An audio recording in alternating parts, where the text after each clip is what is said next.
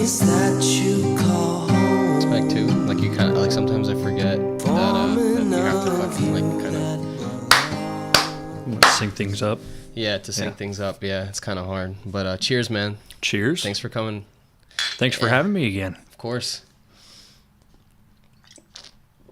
That first conversation we had was a pretty intense one, I would say.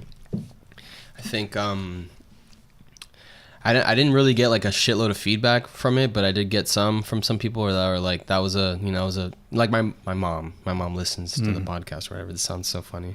But she was telling me that, yeah, that was a really good one, and that, you know, that's like stuff like that, like having subjects like that are kind of cool to have. And I honestly, I like having them every now and then, not necessarily like every podcast, right? But yeah, having like the right person on to talk about specific things, I think it's always a good idea for shit like this. You know? Mix things up a little bit. Mm-hmm. Yeah, because like I obviously I'm generally interested in talking to, you know, other bands and stuff like that, but you know, I'm also there's other subject matter that I enjoy talking about too, and right. Something like that is, you know, it's pretty fucking, not only is it serious, but it's also, it could help people as well. Yeah. So but yeah, so I guess this is kind of, this will be a first both times now, because I haven't really talked politics like at all. Yeah. So that's right. Yeah. We're gonna get into it for sure. But so I guess for anyone that doesn't know, I mean, the way I don't really have a political party. I tend to lean more left, I guess. But you know, I for example, I believe that we should have the right to bear arms. Mm-hmm. I'm sure you agree with that. Yep. I agree with the thought that we need them because we need to protect ourselves from the government? No, because that's kind of a ridiculous thing. Right. And also like that idea that the government aren't people that are, you know, they're also like our family members, our friends, stuff like that. So it's not like there's like this other, you know, that it's not like it's us against them. Exactly. Right. Like that fucking thought process to me is ridiculous. Right. But you know, I have friends that hold that idea, and I understand it. Yeah. But it's just like in reality, like you don't have a tank, for example. Right. Yeah. I mean, literally, yeah, it's us against them. So like, what are you gonna do? Yeah. Like your fucking whatever you have, your shotgun, your pistol is not gonna do shit against a fucking tank or a missile. So you know. But that's another topic. But yeah, so today is the day that Michael Cohen is speaking in front of Congress again for the second time. The first time, I guess, the first run around, he said a lot of shit that was not true. Yeah. And he's claiming that he was trying to protect Trump. So I've been listening to it. You said that you haven't necessarily been listening, so I'll just kind of like recap it a little bit for you. But I mean, obviously, as you know, he's now totally against Trump, and he's basically telling a bunch of what people are considering lies, but basically, what I'm assuming, in my opinion, he's telling the truth. I mean, there'd be no reason for him not to. Right. You know? And some of the stuff he's saying is backed up by actual evidence. It's not just him saying, you know, I hate Trump, this is why. I mean, it's evidence of what Trump's been doing wrong. But so, for example, he brought in like the physical check that Trump signed to basically pay for his I guess it's like the hush money. Yeah. Yep. And so I guess from an outside perspective, when this is what I was explaining to you earlier, I do feel that if it were the other way around, if it were, let's say Hillary Clinton, for example, if she were the one on trial, I do feel like the Democrats would be doing the exact same thing. They would be saying like, this is ridiculous. How could we fucking be doing this? Right. So with all this stuff, how do you feel like we've gotten here? Because I know you don't really use Facebook or anything like that, but I do see a lot of very just biased opinions and like almost like it's very tribal, like this tribalism idea. Right. Where do you think it begins? Trump is kind of a wild card. I mean, we really haven't had a very divisive president like this. Trump isn't really the normal politician. He says what's on his mind, and he kind of just says whatever and gets away with it because he's got like a huge fan base. But I mean, it's crazy. I think it's kind of interesting to see how so many people have kind of fallen off, I guess, the Trump train or whatever. Yeah. Or have been fired or let go or resigned. And I don't think we've ever had a president that's been so controversial. Yeah. Yeah, I don't know. That's the thing too, is like, you know, we've only lived for, I'm 25 or 26 rather, and you're 24. Right. So it's like, we haven't lived that long, right? I'm sure there's been, like, I'm sure Richard Nixon, for example, actually being impeached and all that stuff, or indicted or whatever he was, that was probably super controversial. But the one thing that I will say is that I do feel in a weird way, and okay, so when George Bush was president, I was too young probably to kind of like compare. Junior or senior? Junior. Yeah. I was too young to compare like how America was, like almost like. Right. You got nothing to base it on, really. Yeah. So I'm wondering if when he was president at that time, like how divisive, you know, things were between parties. Right. Because that would be I think he would have probably been the president to kind of to compare that to, at least in our lifetime. Because Obama, I don't feel like, I mean, there's stats that say that a lot of the people that voted for Trump actually voted for Obama. So it's like, you know, there's no way that everyone that voted for Trump was a racist, for example. But right, all people that are racist definitely vote for Trump. Right? I guess. I mean, going back to that George Bush thing, I mean, again, he's a career politician. He's been doing this for pretty much his whole life. So he knows what to say and how to say it, and he knows how to get people behind him. And I think Trump got lucky with that just by saying whatever was on his mind, and the people kind of came out of the woodwork and got behind him. Well, I do think that our country in general, especially like the older generations, I do feel like they do feel misrepresented, especially with the left pushing so hard with all this PC stuff. Right. And I mean, it is getting to a point now where there's no line between truths, like actual truths, and a social ideology, I would say. So what I was going to mention is that there's this weird thing happening now where science is like, on both sides, both the right and the left, science is being kind of downplayed.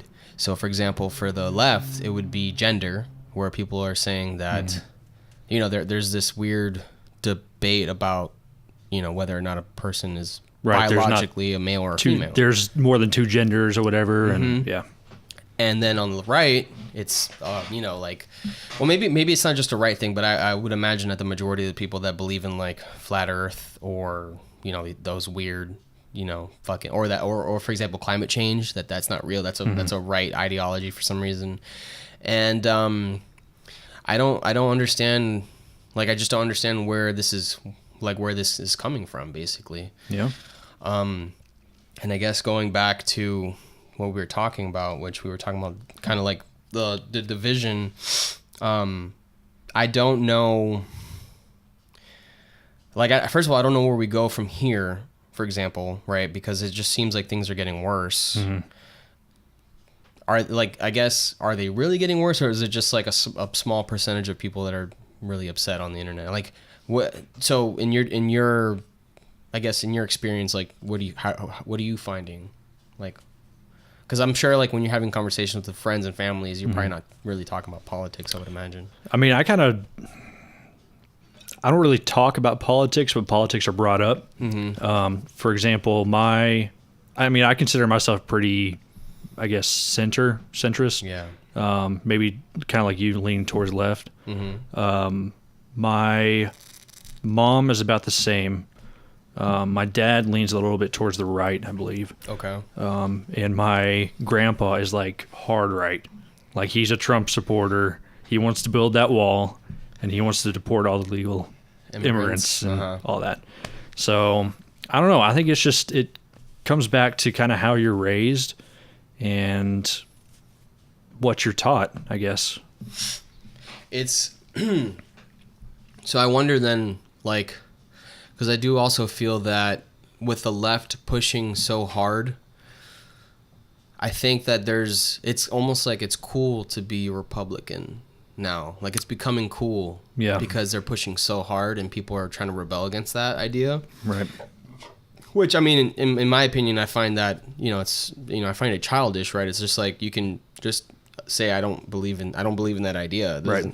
That shouldn't dictate, your political ideas or whatever. Yeah. It doesn't make sense to me, but it's happening. Mm-hmm. Like, for example, that whole thing with the Native American guy and the kid with the MAGA hat. Mm-hmm. And it's like, it's kind of weird to see that kids they were in high school, I think. Looked like it, yeah. Yeah, like, these kids have these political views already. Mm-hmm. It's like, where the fuck is that coming from? Right. You know what I'm saying? So it's a weird thing. I mean, to be honest, like, I guess another big reason why I even wanted to bring this up is because I personally feel like we need to have more conversations about this, mm-hmm. like, regardless of what you think. And I guess the issue here is that you and I have very similar beliefs, but, it's like, for the rest of the country, it's like we need to find a middle ground between all this shit, mm-hmm. Whether my best friend voted for Trump. Mm-hmm. And the sole reason was because of the economy, he claims, which I don't even know if he's actually helped the economy, but right. It's like, in my opinion, that's not necessarily the best reason to vote for somebody. I get it, but mm-hmm. it's just like, I don't know. The other thing too is, and I don't mean to ramble because I'm kind of like, but the other thing I noticed, since you're not on Facebook or whatever, is that a lot of my peers, they will be more willing to post things about maybe like punch your local Nazi or some shit like that. Yeah, I saw that going around a while ago. Which is like, what the fuck? What? Yeah, like, now you're condoning violence. What does that solve? Like, we're talking about the left here. Mm-hmm. We're talking about people that are supposed to be peaceful. People that are supposed to be open-minded and stuff like that. And now you're condoning violence against other people. I don't know if you've heard about the horseshoe theory. Mm-mm. When it comes to politics, that the left has gone so far left that they're swinging back around and becoming right. Conservative, yeah. You could argue that, right, with the PC culture, mm-hmm. with being offended by everything. Right. Being offended by jokes, for example, or whatever. Or like girls in video games, like, don't objectify women. Like, you can't show a woman in a mini skirt. You can't do that anymore. Yeah. That's something that, like, Republicans would have said 20 to 30 years ago. And now they're like, I don't give a fuck. Yeah. It's weird. That's a weird thing. Yep. But I think that,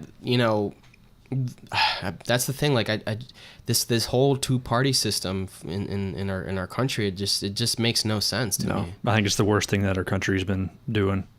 Yeah. I think for the future, I honestly think that the two-party system should be abolished for the good of the U.S. How would they do that, though? I don't know. Like, you can't really do anything about that, because people vote, independent or Green Party or Tea Party or whatever all the time, and I mean, it's not really represented. That's the issue with being a free country. Yep. Is that you can't just have someone say, like, we're not doing this shit no more. Right. Like, people are going to be equally represented, throughout every party. Yeah. And not it won't go to the highest, I guess, like, the people paid the highest in their campaign or whatever. You know what I'm saying? For marketing purposes or whatever. Like, that whole thing with lobbying, I mean, that's really where I think things need to start. Yep. Like, that shit needs to be completely illegal. Yeah. Like, no one should be able to pay. You know what they could do, but it's still, like, I'm sure people would find ways to get around this, but, like, anonymous donations, even, with, like, a lump sum or whatever, like a huge lump sum, I think that would probably fix a lot of these problems. Like, you can't tell them who you are donating. You get what I'm saying?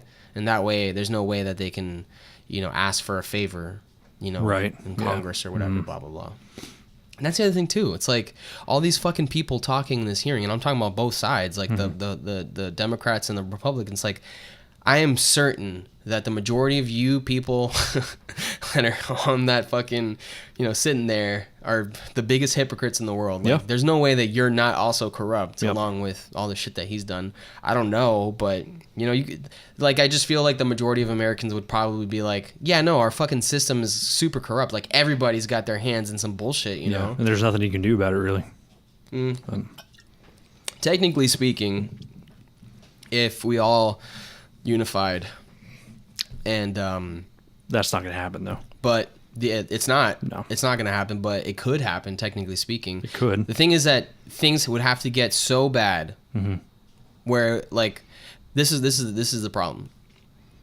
In other like European countries, I can't really think of the actual name of the country right now. It might be Paris, actually, where they're revolting against their government. Was it Paris? Was it France? France. France? The riots, the yellow vest riots or whatever. Was I don't know. I think that's France.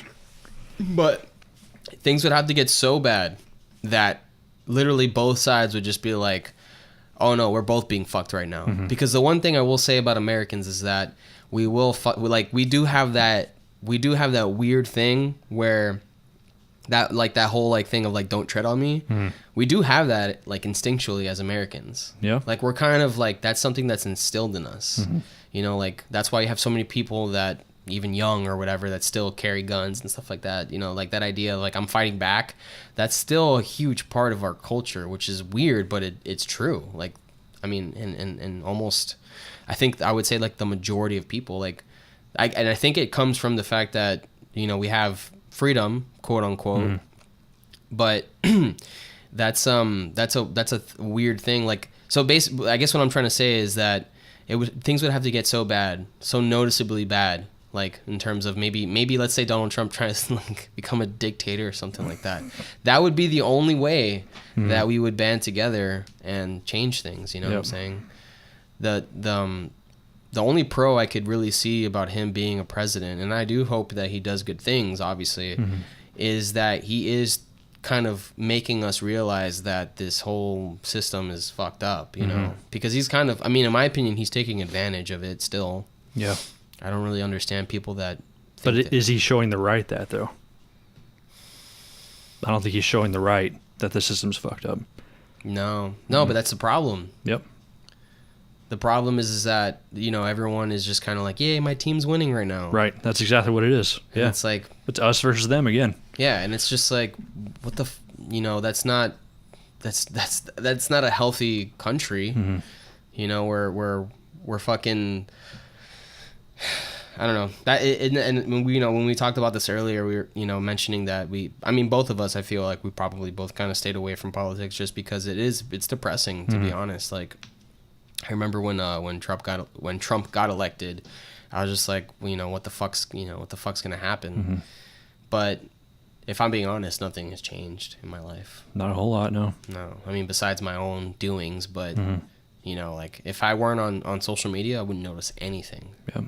So it's just like, I don't know. It's kind of silly, in my opinion. Yeah, but, I mean, right at the 2016 elections, I mean, that was probably the last time I used Facebook around the 2016 elections. I was, researching everything about each candidate and everything and seeing what was right and what was wrong with everyone. And I was like, oh my God, I'm driving myself crazy, dude.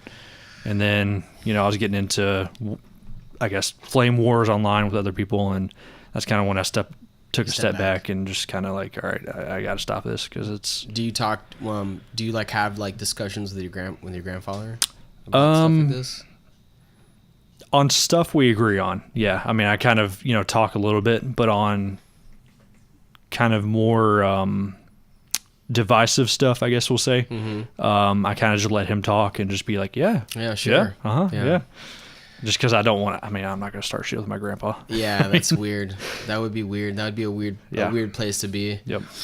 Yeah, I know some family members that have, like, they're more right-wing, and it's like, it does make me feel like, damn, I have some family members I have some family members that are just kind of dumb, like that's the only way to put it, because like, not only is their reasoning for I guess, well, honestly, it's all religion derived. I don't know if your grandfather's religious, but I know that for me personally, for my family, like the fact that they're Republican all has to do with the fact that they're religious. And I don't understand that because, I mean, are they Trump supporters?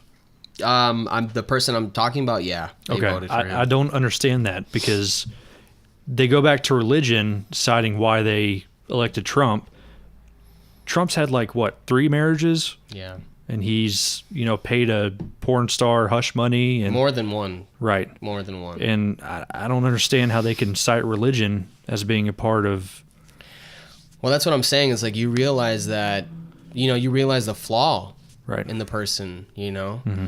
And I don't know about you, but for me personally, like I think as I've gotten older, I've kind of realized that you have to really focus on the good aspects of a person and not their downfalls, because everyone has downfalls. I mean, I'm sure both of us, someone could probably say something shitty about both of us, Right.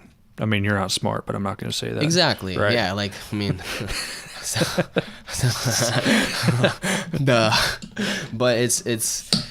but that, and that's another thing, like going back, people say these things like, just like these really kind of fucked up things, saying they shouldn't care about, MAGA supporters, that they're just like the scum of the earth. Right.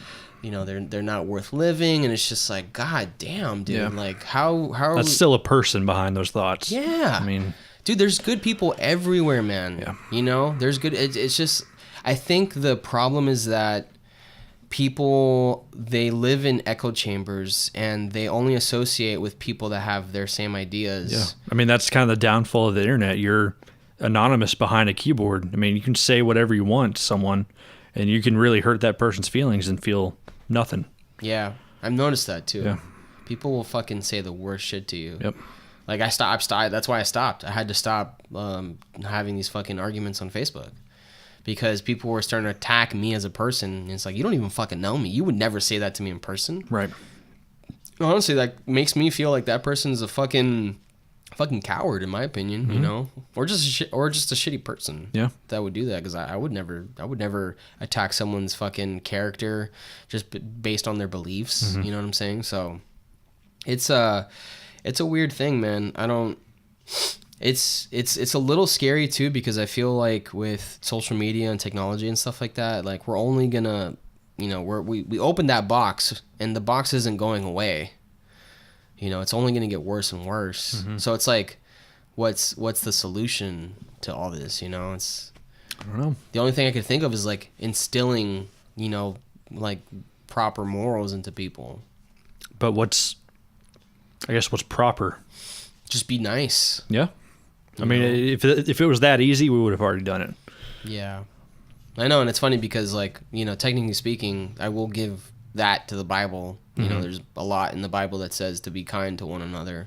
Right. But people just, they go another way with that somehow. Like, I don't think the Bible says, like, only be nice to people that believe in what you believe in. I think it's be nice to everyone.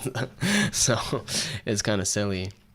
But yeah, I don't know, man. Yeah, I don't know where all this goes, but it is funny how I honestly feel like people who voted for him, they've been duped, and he might get his reckoning, Yep.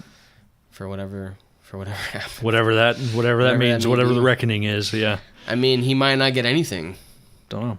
I mean, for I think here's what I think is going to happen. I think he's going to finish out this presidency, and if he doesn't get elected in 2020, then he's going to have all these banks and all these contractors coming after him, and he can't be protected by, the title of president anymore. I don't know if you heard, but some Dutch bank, I guess, postponed his payments until after his 2020.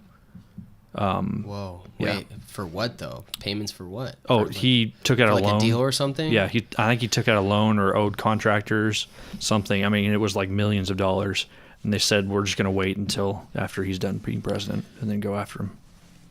Well, that's the thing too. Is like that's something that I've heard from, I mean, you know, for all I know it's fake, but I've heard a lot of people say that he's notorious for like being super shady with like his business dealings. Yeah. I mean, he screwed over contractors and everything.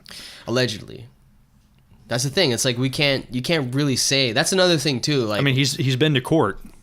Yeah, but has he been convicted of anything, or has he been able to, you know, weasel his way out? Yeah, I see what you're saying. I don't know. So that's the other thing too. You know, that's another interesting topic. Like going back to the whole, you know, truth thing. Mm-hmm. People have a hard time saying that they don't know something, or saying that you know, like we have to find a basis for truth. Mm-hmm. You have to also be comfortable saying, I don't know if that's right or wrong. I'm not sure. I think people are so adverse to that, because if you say you don't know, I'm going to be like, then why the hell are you talking about it? Like, you don't know what the hell you're talking about. But no one knows anything, though. Yeah. You know, technically speaking, we don't know anything. Mm-hmm. You know, it's like, for example, the great mystery to everything is when we die. Mm-hmm. It's like, you know, there's a lot of theories on what happens, but in reality, no one fucking knows what happens. Mm-hmm. And it's like, even people that come back from, you know, whatever, they were dead for moments of time. Mm-hmm. Technically speaking, you didn't die all the way. Right. And they're saying a lot of different things. You know, this person says one thing, this person says another, and then you don't really know what to believe. Yeah. But so it's like, it's weird. It's a weird thing, man. It's like, I do feel that for both sides, it's like, just you have to find, first of all, you have to realize that, you know, the person probably has good intentions for the majority of people, that, and obviously you can figure that out. Mm-hmm. But most people that I encounter, they're not evil. You know what I'm saying? It's not like a Ted Bundy, for example. Right. You know, they're not over there twisting their mustache saying, "Ooh, yeah. I'm gonna screw this guy over." Yeah, exactly. Like, most people are just trying to fucking live their lives, and you know, whether they're an asshole or not. But even then, like, I know people that are assholes, but I'm just like, yeah, you're an asshole, but you're not necessarily like a terrible person. You know what I'm saying? I mean, Jacob. Yeah, fuck that guy. I mean, fucking bailed on us tonight. I know, that fucking cocksucker. Yeah, I'm sure he's probably listening to this. Fuck you, Jacob. Yeah, fuck you, dude. Yeah. And when I said cocksucker, I'm not trying to degrade homosexuals. No, not at all. No. I suck cocks every day. I mean. That's the thing, too, is like, about jokes. You know, it's kind of weird that you have to, like, I felt like I had to say that. You know? Right, and that comes back to PC culture. Yeah. Someone's going to be offended. Yeah, if I had like a big following, someone would be offended. Yeah. I mean, you got like hundreds of thousands of fans. Yeah. What are you talking about? It's fucking crazy. You know, they just don't subscribe. They watch your videos, they just don't subscribe. It's a weird thing. It's, you know, it's I guess I can understand a lot of things. Like, for example, we can talk about the fact that the Confederate flag would be offensive, but that makes sense, right? Because that represented something that's against, you know, what we have as a country now, for example. Right. They were against the U.S. I mean, well, they were against slaves being freed. Right. So it's like, I get people being upset about shit like that, but like making jokes, I mean, using words, you know, like you're giving, you know, it's a weird thing too, because it's like the N-word, for example. That's what word? The N-word. I'm sorry? What word are you talking about? If you want to say I'm sorry? What are you talking about? But that word, for example, It's like, you know, I have to say that I understand that, you know, I understand why people would be getting super offended. Right. But the thing is also, I mean, that's kind of the worst word you can say. Yeah. But it's also like, there's context to a lot that people need to understand. Mm. You know, like if someone says that word with an A at the end of it, you know. Right. I mean, I think I understand what you're saying. Dude. Yeah. The truth is, in Miami, the majority of Hispanics that are not black, by the way, they use that word. Yeah. You know, they were like I would assume as a you know, an African American person, you know, not all of them obviously, but some of them, I guess the more, how would you say it? The more urban African American person would use that, you know. They do the same thing. And they're not black, you know, it's just a way of speaking. It's not, there's no intent behind it besides, you know, like bro, but they just happen to use that word, for Right. example. Mm-hmm. And it's like, I definitely don't find that here. I don't know about you. I don't know if that was common where, you know, in Arkansas, but No. I mean, people just would say it with the hard R every time. Yep. and that's I mean, they wouldn't say it a lot, but the people that I hung out with and went to high school with, yeah. they Were would they say that. racist?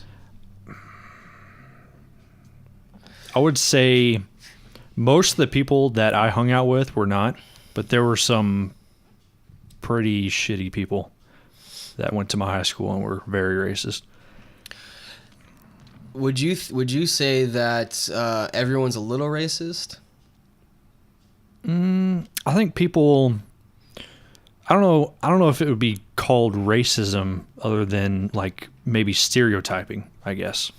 And you think that's a bad thing? I mean, I don't think it's a good thing. I don't know if it's a bad thing. What do you think then? What do you think about stereotypes? I mean, you know, some stereotypes are true, Sure. and some stereotypes are not true. Yeah. But So then so we're getting into the more offensive part of the podcast now, I guess. well, yeah, but again, like there's no malicious intent. You know, going off of a stereotype, I've found that when all this kind of like race stuff was happening, where there was a lot of news around cops killing, you know, African Americans and stuff like that. To be honest, I noticed myself thinking about, you know, the difference in color. That was never a thing. My life was literally everything that I love, basketball, music, has all came from that culture. Right. And I never thought of it that way. I never thought of it as me being a white guy, technically speaking. I'm Cuban, but Right. it's like I never thought of it like that. Everyone's a person to me. Everyone's a human being to me. Right. So it's like, it's kind of shitty that something like that would start making me think differently. Like I'm not saying that I'm obviously I'm not racist, but like it almost kind of puts in like those thoughts of like, oh, am I being offensive to this person? You know what I'm saying? Because they're, you know, like, am I coming off like a racist to this person? Right. It's just like, I think a lot of people do kind of think that when they're interacting with people of, you know, different color than they are. if you're not familiar, Right. if you're not familiar, like I would understand someone that's from a town where it's only white people and they fucking see a black person for the first time and they're just like, oh, I'm not racist, but I definitely noticed that this is a black person here, and Right. Yeah, you know, yeah. it's a rare thing for me. Yeah. But you know, it's a weird thing when you find yourself seeing all this stuff and then you're just like, I don't know. Is there? There's definitely a racism issue in this country. Let's not. Oh yeah. I mean, there's always been a racism issue. Yeah, but let's also agree that, or let's focus on the fact that things are, you know, it's not as bad as it was. Oh, definitely. Yeah. Can things be better? Yeah. Yeah, of course. Right. Like Yeah. we as we saw in was it Charlottesville in West Virginia? What was that? Virginia. With the KKK members and all those people. The yeah, I know what you're talking about. Was it Charlottesville, North Carolina? Or No. whatever? Was it North Carolina? I thought it was Virginia. I don't know either. Yeah, but everyone that is, if you are paying attention to this and not offended already, you know what we're referring to. But yeah, there is that problem, right? There are definitely racists out there, but I think, like I said earlier, like if you were to take a poll from the majority of the people that you interact with, I'm pretty sure the majority of them are just decent people and they don't care, you know. But anyway, so that was a 30-minute conversation about that. About racism and well, no, just about like the whole PC politics stuff. Yeah. And the thing is like I haven't really said my views on that. To be honest, I do feel I do feel kind of scared to talk about this stuff because I do feel like people are going to get offended or come after you. Yeah, and call me a racist or I mean, that's kind of one of the reasons why I really don't talk about politics anymore, just because I know if I say something, someone out there is going to get offended. Yeah, but you know what though? I think that if a person knows you, like that should be the only way you judge someone's character. Most people that know me know that I'm a nice guy, you know, and I would say the same for you as well. Most people. Okay. Well, I mean, I don't know, right? There might be someone that I know out there that thinks I'm an asshole. Right. Sure. Yeah. There might be one or One two. sitting in this room, maybe. Pam. Yeah. But yeah, it's like the way that my thoughts on all this stuff, I mean, in my opinion, they come from a rational perspective where it's like, I'm not trying to offend anyone. I'm open to. You're just saying what you think and what you feel like. Yeah. You know, it's like there is a difference between a man and a woman. Yeah. You know, genetically, you know, I mean, everything. I mean, one's got a penis, one's got a vagina. Yeah, that's. If you today, for example, if you told me, Daniel, I want you to refer to me as a woman, I would refer to you as a woman. I'd have no issue with that. You would do that? I would. Okay. Yeah, I would have no issue with that. But if you were to tell me that you are biologically a woman as you stand right now, I would tell you that that's not true. I'm sorry, but it's not fucking true. I understand like you know, there's people that have this. That they have this truth, at least inside themselves, where they feel like they're of the opposite sex. But then the argument here for me, if you are already a woman, let's say, why get a sex change then if you're already a woman with male genitalia? You mean if you feel like you're a woman? Mm-hmm. I think that's more just them wanting other people to know that they're a woman. But if you're already a woman and there's no biological, you know, evidence that you're not one, then why do it? You know what I'm saying? So it's like we need to have a middle ground between all this stuff, because it's like you can't say one, like you can't take some aspects of science and then throw out other things of science. Like that's not how science works. It's not how science works, and that goes for flat earthers, all that bullshit. Like, you know, there's legit people that think think the fucking Earth is flat. Yeah, I don't know if you saw that new Netflix documentary that came up. No, is it the something about the curve thing? Yeah, I don't know what it's called, but it's all about flat earthers, and they set up a experiment. I think I saw this. Where the 3 cardboard panels. Yep, and they cut holes in the middle, and they said basically, if one person holds a flashlight 17 feet high, at 17 feet high, and the Earth is flat, then that person looking through the holes should see that circle or that light. If they hold because he was doing it with a camera. Yeah, go ahead. Right. Sorry. Yes. And so he's looking through the camera. And he says, "Okay, go ahead and hold up the light to 17 inches or whatever." 17 feet. 17 feet. And there's nothing. Yep. He's like, "Okay, that's interesting. We'll go ahead and raise it up to 24 feet above your head." Yeah. Which would be 24 feet. Right, and that would show the curvature of the Earth. And so he holds it up to 24 feet, and there's the light plain as day. And he's like, "Oh, that's interesting. That's interesting. Oh, that's interesting." You know, he doesn't say he's wrong. He just says that's interesting. Yeah, you know why? Because he's now all his stuff is being fucking demolished, and I'm assuming, I don't know how it ends, but I would imagine that he would say like, oh, he was on a hill or some bullshit like that, you know what I'm saying? And now I don't know how the experiment was set up. Maybe they'd like literally like planned out like the space and like it's all flat, but it's easy to test. It's very easy to test. You can test it with your friend. Get on a boat, drive out.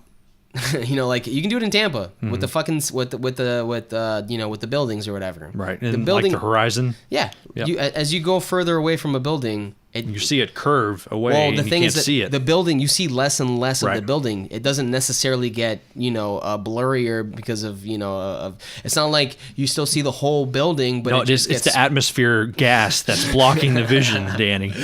It's crazy. I mean, you can literally test this theory. you know, and it's this whole conspiracy that like the government is trying to keep this away from us, and it's not just that either. It's also that there's like this, you know, there's a group of people that dominate the world and that control everything that goes on. Right, the Illuminati. The Illuminati type of shit, yeah. I'm not like super, like, you know, versed on this stuff, but I've heard a little, I've heard like the rumblings of it, and it's just like, Jesus Christ, man. Like, like, do you realize how hard it would be to pull something like that off? And like, yeah, you know, like the whole, I don't know, man. Conspiracy theories to me, they're so interesting. Ridiculous. Honestly. Some of them are. Yeah. There's some that end up being true, but some of them are just, you know, ridiculous. Yeah.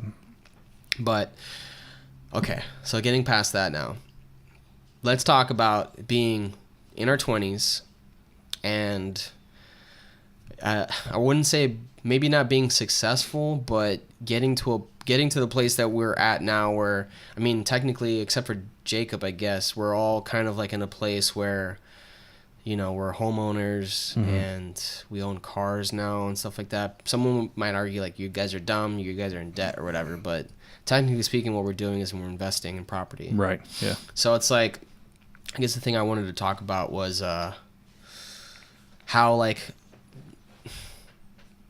I don't know, I guess it was more of like how kind of unique that is, and I don't really think about it. I don't think about it a lot, but I did find it to be relatively easy. I don't know about you. Yeah, it was pretty easy for me. Yeah. Do you think that? So do you? Because I do think that there's privilege in this world, at least in our country. There's definitely privilege, right? Like, we came from. We didn't start from like super poor families. I don't know about yourself, but mine wasn't. You know, I lived in middle class. So when I was first born, my family was extremely poor. Okay. Like they would, I mean, I'm not going to go into it, but we didn't have a whole lot of money when we were little. Where is this in Arkansas? This was pretty much from like when I was born up till 5 or 6. I was born in Memphis, Tennessee. So, we didn't really have a whole lot of money. And if anyone out there knows Memphis isn't really the richest place. Yeah. And then my dad got a job at Nestle, and then we moved to Arkansas. How did he get that job? I think he had an internship in high school, and then that just kind of led into getting a job there. So his parents, are they foreigners? Are they immigrants, or are they American? No, they're American. Okay. So how was their living? Were they well off? Or? They were probably middle class. So my grandma was I believe she was a college teacher, and then my grandpa was was in the Navy in the Korean War. Okay. And then so they were, decently off, and then when I was 3, we moved from Memphis, Tennessee to Bentonville, Arkansas, because my dad got a new job there. And then that's kind of with Nestle, and that's kind of where we kind of moved up to middle class. But yeah, my father's side of the family, they've been pretty broke. I think even to this day. But my mom's side, like my grandfather, and I actually talked about this on the podcast that I did with my bandmates. But my grandfather, coming over from Cuba, he owned a construction company out there and made like a lot of money. So technically speaking, my mom's side of the family, they came from wealth, or like, I guess you would say like above middle class. But I guess what I was trying to say is that I find it interesting that there's a lot of people out there that, I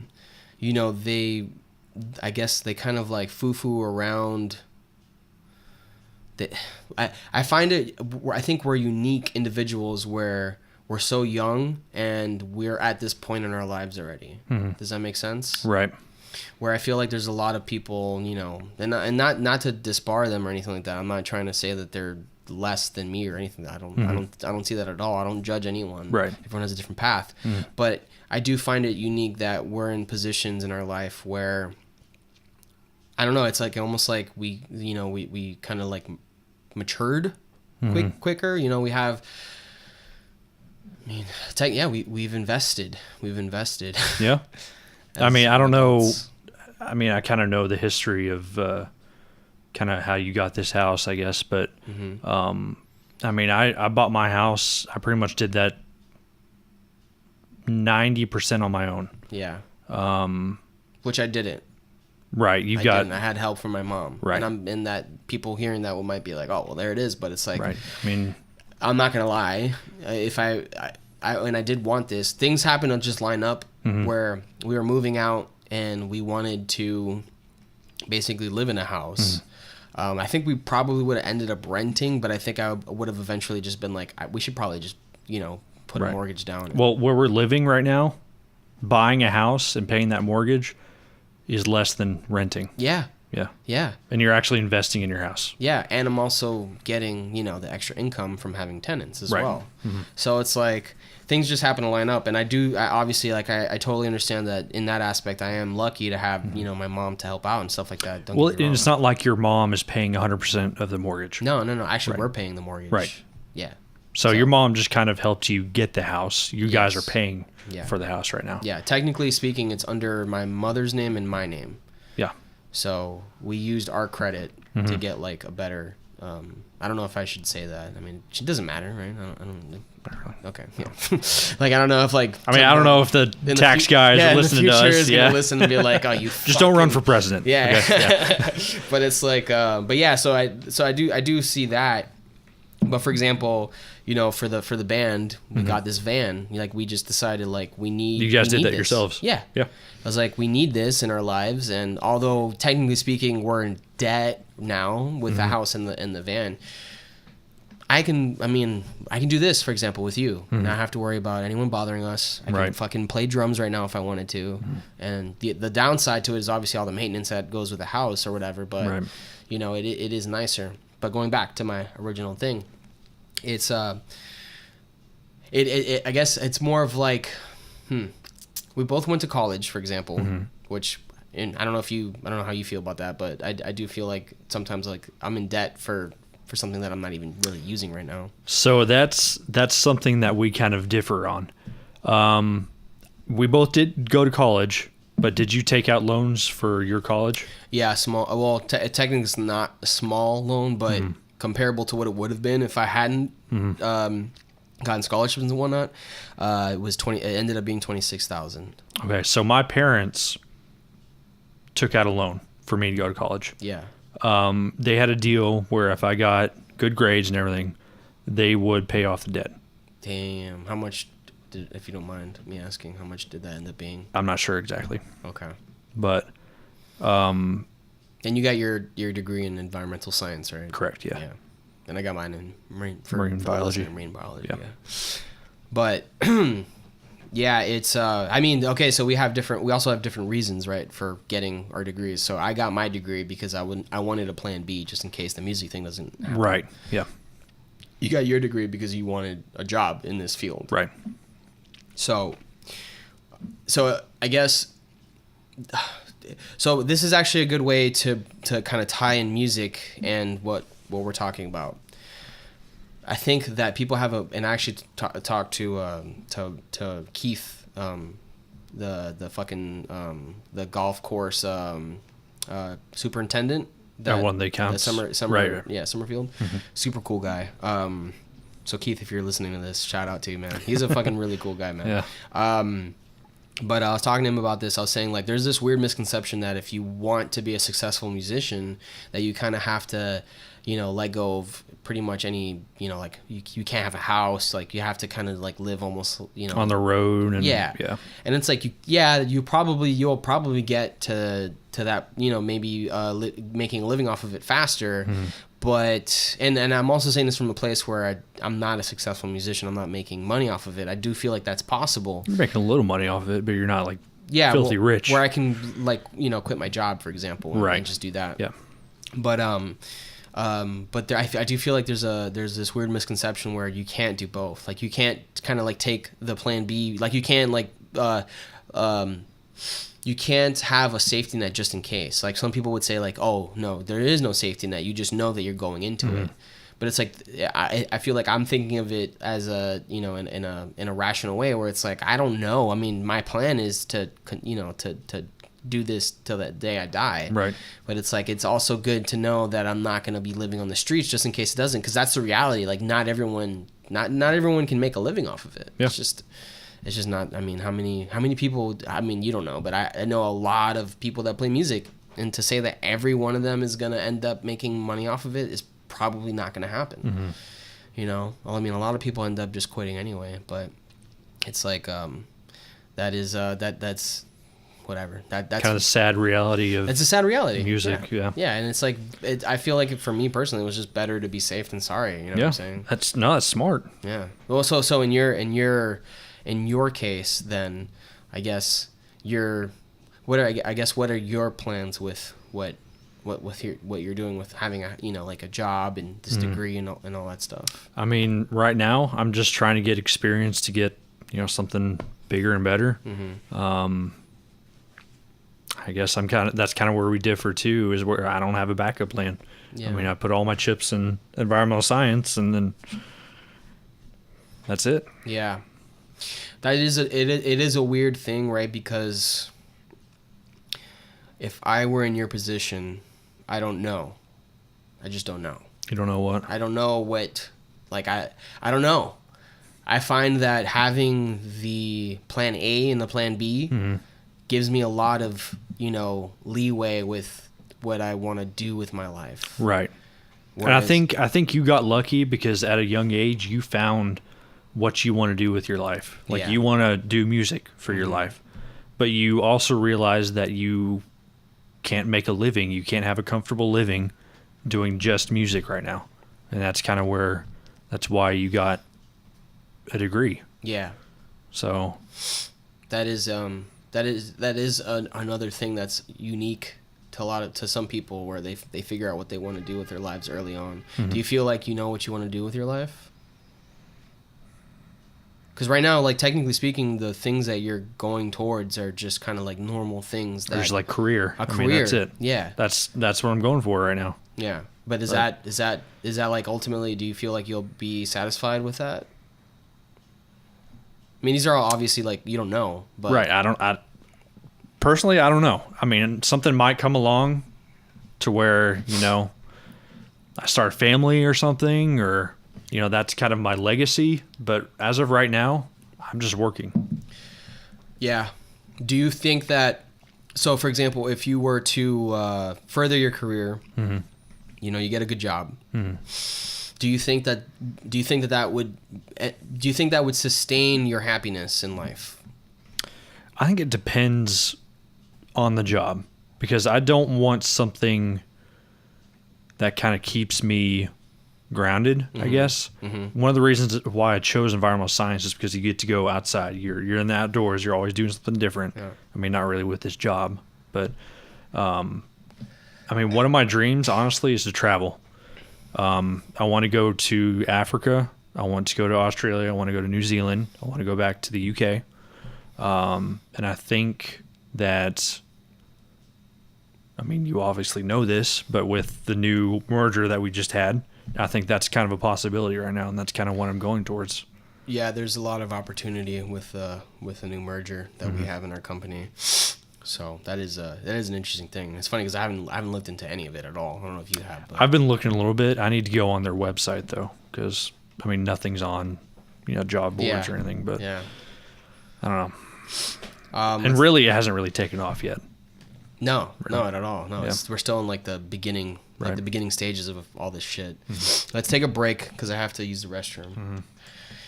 But yeah, going back to what we were talking about, we just ended up using the restroom.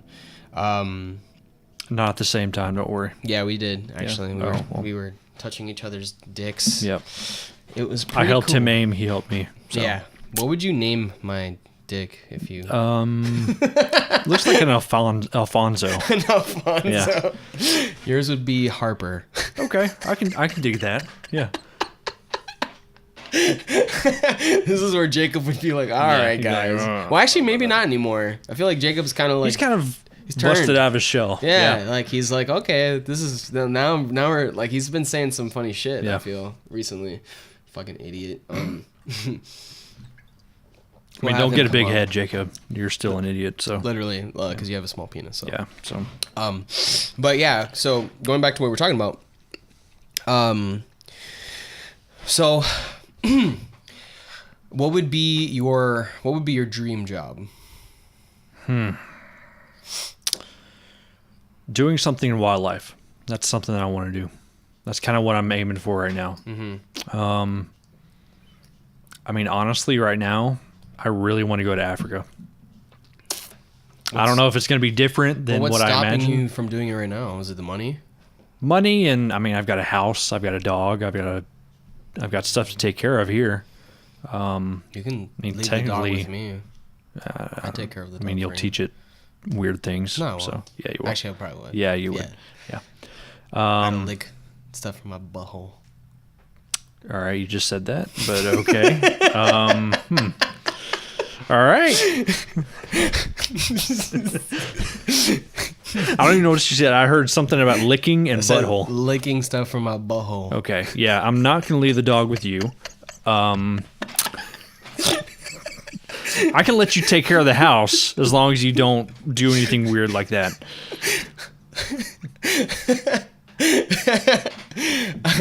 I took care of my mom's dog, and that was rough. But was it? Yeah, it was rough. Was rough. it rough? It was RUFF. Where was it rough? Was it rough around sensitive areas, Danny? No. Okay. No. It was just a pain in the ass. But I would. Oh, was it a pain in the ass? No. Yeah. It would be the opposite if it was that. If it was sexual. Okay. Yeah. No. If you wanted to do that, dude, I would take care of your fucking dog, man, for sure. I wouldn't mind. But yeah, you could technically do that. We just have to save up for it, you know? I mean, you have the time now. It would be nice to have a job that would pay for me to go to Africa and do that. That's a good point. Yeah. Yeah, but I mean, but what in relation to what exactly with a job will that entail something probably like wildlife management? Is that normal though? Like for a job to be in Africa for that? Oh yeah. Okay. Yeah. See, I didn't know that. I mean, it's not like, I mean, you can have wildlife management pretty much anywhere. Yeah. But I mean, Africa is so, I guess, untamed. Mm-hmm. And there's so many, like, you know, poachers, and there's so many animals to, you know, monitor and take care of that there's a lot of job opportunities over there. Interesting. Yeah. Do we have an embassy there? Well, I mean, Africa is like the continent, but like, I mean, like Central Africa is where I'd want to go. I think we have embassies in like South Africa and stuff like that. The white part of Africa. The white part of Africa. The white part of Africa. Yeah. Yeah. So, I mean, that's so okay. So let's say so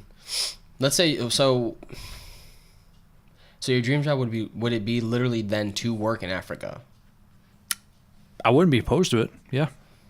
Yeah, but that's the thing though. So if it doesn't happen, if you just visit there, for example, then I'd still love to visit there. Yeah, I mean, I've never been there. Yeah, I'm definitely going to visit there someday. But I mean, it'd be nice to visit there first, just to get an idea of, you know, maybe it's something different than what I'm imagining in my head. But yeah. So, are you planning on going back to school? I wasn't when I first started this job, but again, with this merger happening, they would pay for school for a master's degree, and that would kind of increase my chances of doing that. Yeah. But that's kind of a big commitment for me. What, school? Yeah. Why? Just because I hated school. Me too. Yeah. Hashtag me too. Hashtag me too. Yep. Yeah, I didn't like it either, man. It was stressful. Yeah. And Kenny, our other guitar player, he's going through it right now. And although he likes the material, you know, he's studying physics. Mm-hmm. Oh, he's doing physics? Yeah. Good Lord. Okay. Yeah, he's smarty pants, McGee face. Yeah. Yeah. Yeah, He'll go and like he'll start like telling us about the stuff that he's learning, and for the most part, there's aspects of it that I understand, but then he goes into like the the formulas and well, not necessarily like detailed like explanations of formulas, but more of like the theories behind them and stuff like that. Right. It's, Yeah. stuff that I'm not necessarily super familiar with or whatever, and it's just like fuck. It's like I couldn't even imagine what those classes must be like. Right. But the other thing too is like I thought about this today actually. Where my math skills have gone down significantly, but it's like I fucking took calculus and I think I got like a B in it or something. I'm not stupid. I just haven't caught up with doing math. You're stupid with certain things, right? Yeah. Yeah. I mean, definitely. Yeah. There's got to be a lot of things I'm stupid with. Right. Like everyday job stuff. No. Yeah. I'm a pretty good foreman. No, I don't think so.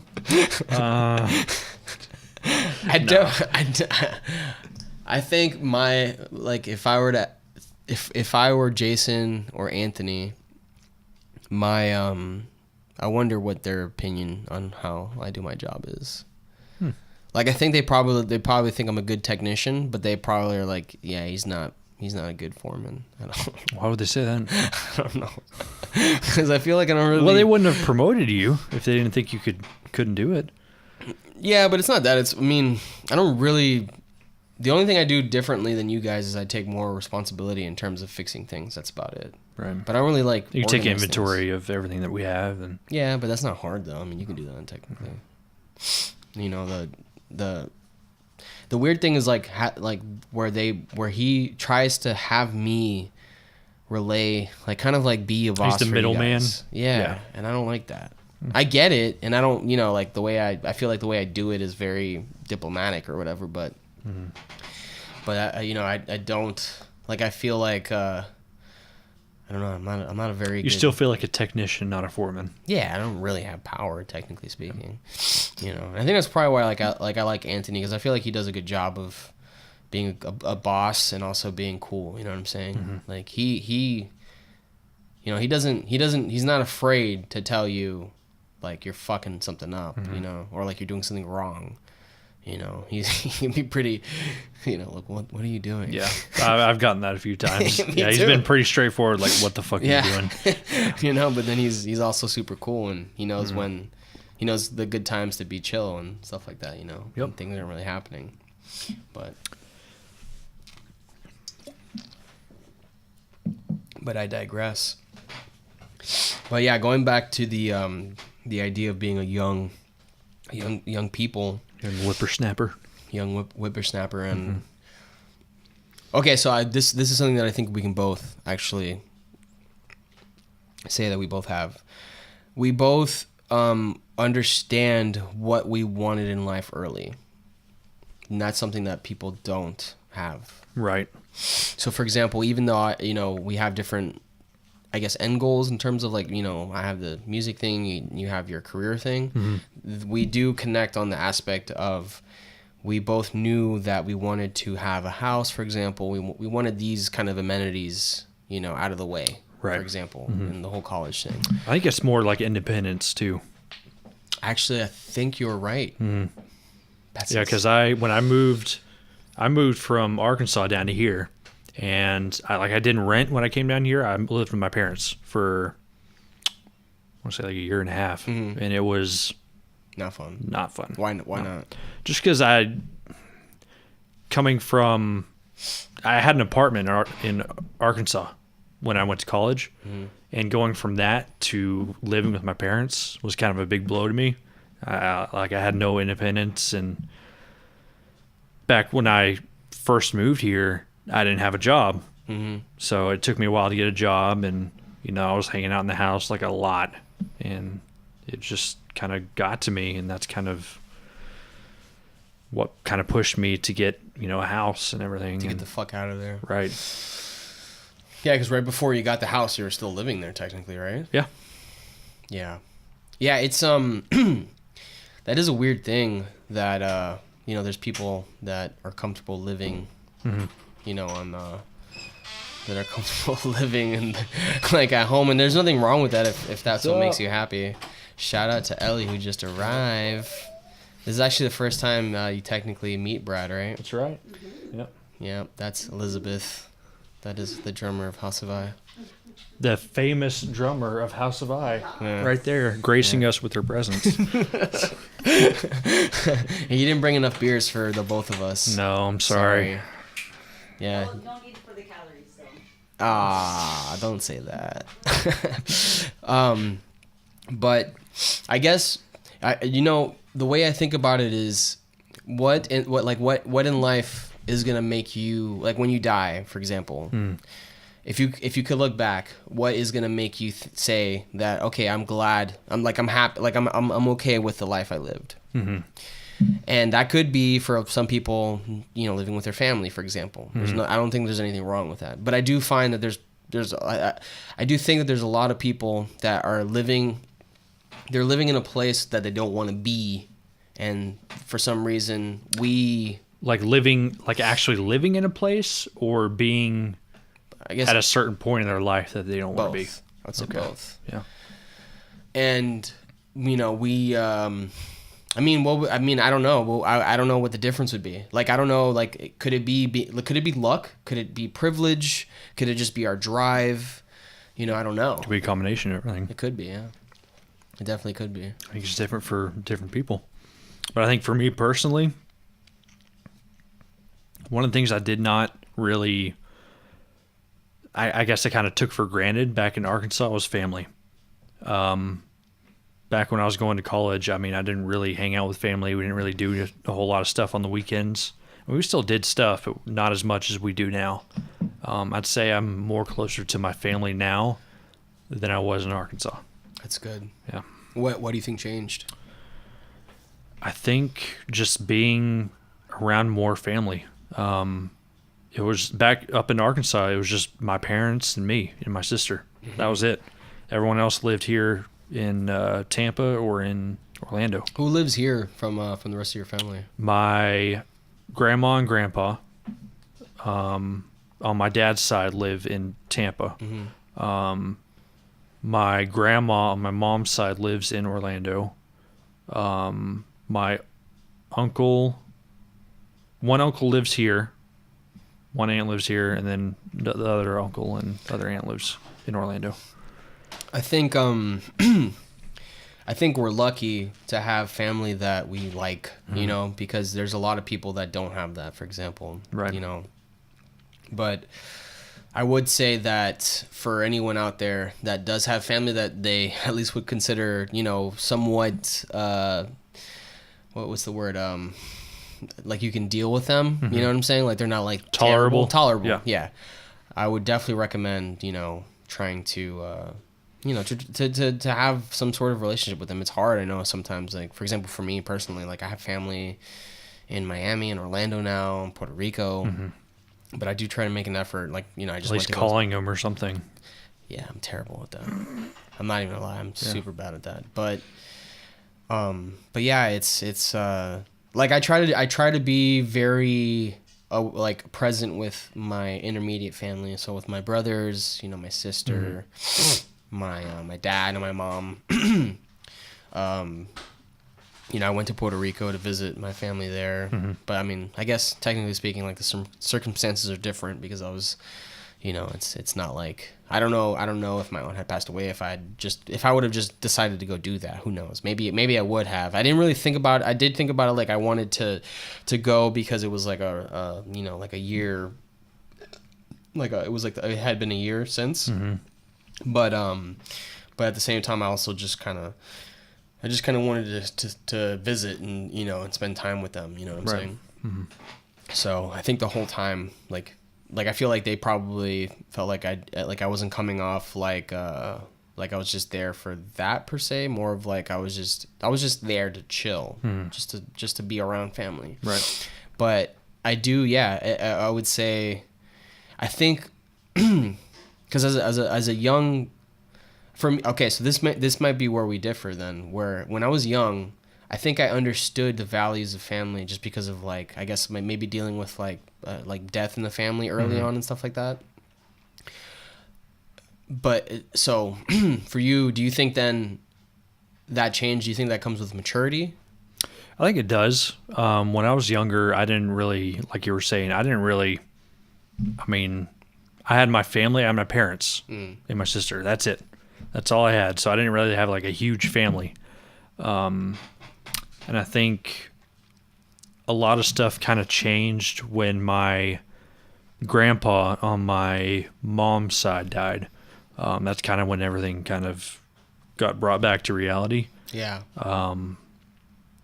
And that's kind of when I started focusing more on being around family and kind of enjoying being around family. Because before, I'd be around family, but I'd be like, all right, what time are we going home? Like, come on.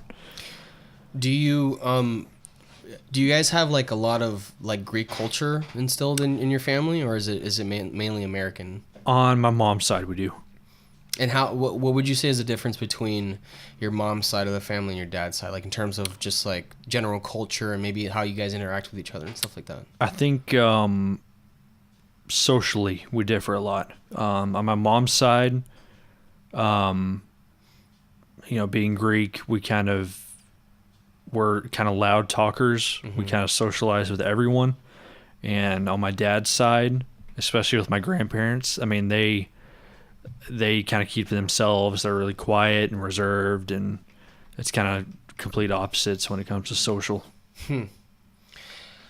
See, that's interesting to me because both of my family, like my dad and my mom, are both Cuban, so we both have that in our life. Like we're both sides of the family are just loud and very emotional and all that stuff, and open, I guess you would say. And obviously with like religion and stuff like that's a whole different story, in terms of beliefs and ideology or whatever. But in terms of actual culture and stuff like that, like the Hispanics are very like they're very forward, you know what I'm saying? Like they kind of show they're more outgoing. Yeah, they're more outgoing. Right. They'll show their emotions more, that type of thing. That's interesting that you have that difference in your family. Do you think does your mom kind of have that culture? Like that? Do you think that she displays that? I can see it in my mom for sure. She kind of dominates conversations, whereas my dad, on my dad's side of the family, they kind of More reserved. are more reserved. It's so interesting to me, man. Because I don't know. Is that like a white culture thing? I don't even know. I don't know. My dad's side of the family is, a little bit German, and Okay. I think that's That would more be a the white opposite thing. then, though, Yeah. wouldn't it? Because wouldn't Germans be more like, emotional and stuff like that? I don't know. I'm also very. I don't know. I don't know. I think Germans are kind of keeping themselves and more reserved. I would just think like from what I've seen in movies and stuff like that, that'd be like loud and. Or you're thinking like in the your drunk face. Germans and stuff like that. I guess. Yeah. Yeah, because I mean, I've always viewed Germans as kind of reserved. Well, I've never been to Germany either, Right. and I've also only met like technically one guy that was from Germany. And how was he? He was normal. Normal. Yeah, he wasn't like reserved or anything like that. Honestly, I felt like he was very confident. You think? Okay, so do you mean chill? Do you mean like they have chill more personalities? chill, I guess. Okay. Compared to the Greek personality, because I mean Greeks are like 100% like they are social people, whereas I guess my dad's side of the family is kind of somewhere in the middle. I think I'd Normal, probably, I guess. I'd probably get along a lot. Well, no, that's actually not true. I think with me, as long as there's honesty, and that's something that maybe I think we might differ on with family. Like more recently, I've been very honest about my thoughts and opinions and things that have gone on. When I went to a family reunion with my dad's side of the family. And my aunt had to, I don't remember how this came up, but I think she was asking. Oh, she asked me how my relationship with my siblings was at the time, and I was honest with her. My brother, mind you, was next to me, like my older brother, and I go, I feel like I've gotten a lot closer to my younger brother, and I feel like I've kind of like lost that relationship with my older brother. Was your older brother next to you? Yeah, he was right next to me, Ooh. and he was just like, "What the fuck are you talking about, dude?" Yeah. But I was being honest. Yeah. And I'm not. The thing is like I'm never trying to be a dick. I'm just being truthful. Right. You know, if a family member asks me, you know, like, do you know me? If I don't know you, I'm gonna say I fucking don't know you, man. Like, Right. you're my family, and I don't know you, and I'm not trying to say like that's, you know, is it a bad, good thing? I don't know. You're just telling it like it is. But I'm just like saying- you don't know. Yeah, You don't know them. exactly. But I would be honest. I'd be like, yeah, I don't know you, you know. And it was funny. It was funny to fucking. His reaction was priceless. He was just like, "What the fuck are you talking about? Like, we're cool You're with your brother. Yeah. Yeah. And I was like, yeah, we're cool, but we're not. It's not the same as it was, you know. And I think, like, I ended up having to message him and my dad, you know, like, hey, like, you guys haven't really shown like interest in visiting or anything like that. Like, I feel like there's a lot more give than take. You know, There's what I'm no saying? interest in building a relationship. Well, not necessarily like, because that's the thing. Like, in their eyes, there's nothing wrong. Okay. Yeah. Like, things are okay with the amount of, you know, maybe the amount of times that we talk to each other and the amount of times that they see me or whatever. Like, they're okay with it. I was explaining to them that I was upset with the fact that they had, you know, only visited me once in Tampa. Have lived here for almost 10 years, I think. No, not 10 years. That's not true. I've lived here since 2011. So it's about 8 years. It's about 8 years. That's a long time to only have been up here once or twice. Yeah. You know, and like that, I think that the way that I've kind of thought I should approach things with family and stuff is like, if you really care, you should let it be known that this You is gotta how you show feel. it. Yeah. Yes. So my question to you then is, how is that with your family? Because I feel like we're similar in that aspect. I feel like we're both very honest people. Yeah. I mean, recently it's been pretty good. In the past, especially when I was in school, things were kept kind of hidden. What do you mean? I mean, especially with me. Oh, true. Yeah. With all the stuff that was going on with you and stuff. Right. Yeah. But I mean, with everything that just came out in the past, I don't know, 2 years, things have been a lot better because, I mean, I've been more open about things. And I think my mom, for sure, has been more open about things, too. Really? Yeah. That's weird. When, like, someone that old... Right. I don't know how old your mom is. I'm assuming, like, in her 40s, probably. Late 40s, I think. Yeah.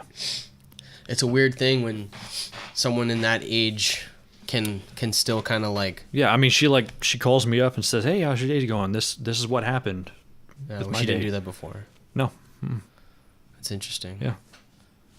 It's kind of weird because I think she kind of sees me as an adult now, which I'm kind of like, okay. I mean, Do you think that she had that before then with other people, or do you think that this is something kind of like a new thing that's happening? I don't know. I'm kind of indifferent about it because there are some things that she talks to me about that she doesn't talk to anyone else about. Mm-hmm. Even like my dad. Yeah.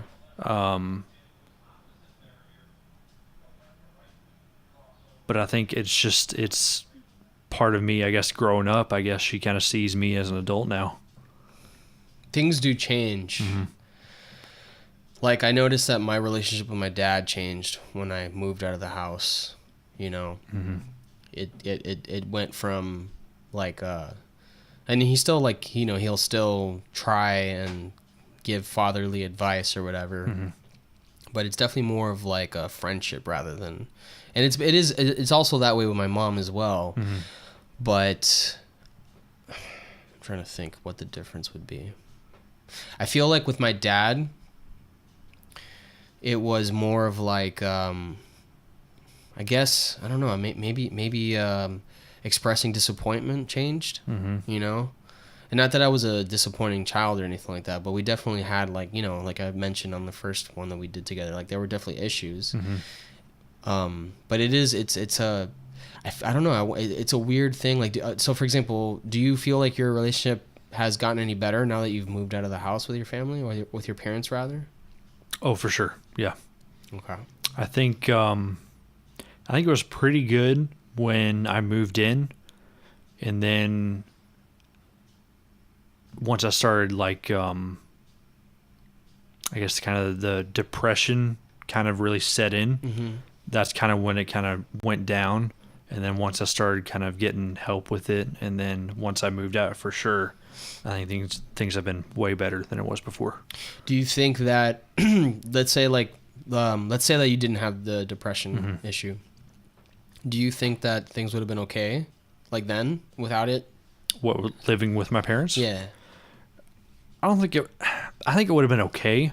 I don't think it would have been great because I was living with my parents. Yeah. But I think it would have been better. I think it would have been better for sure.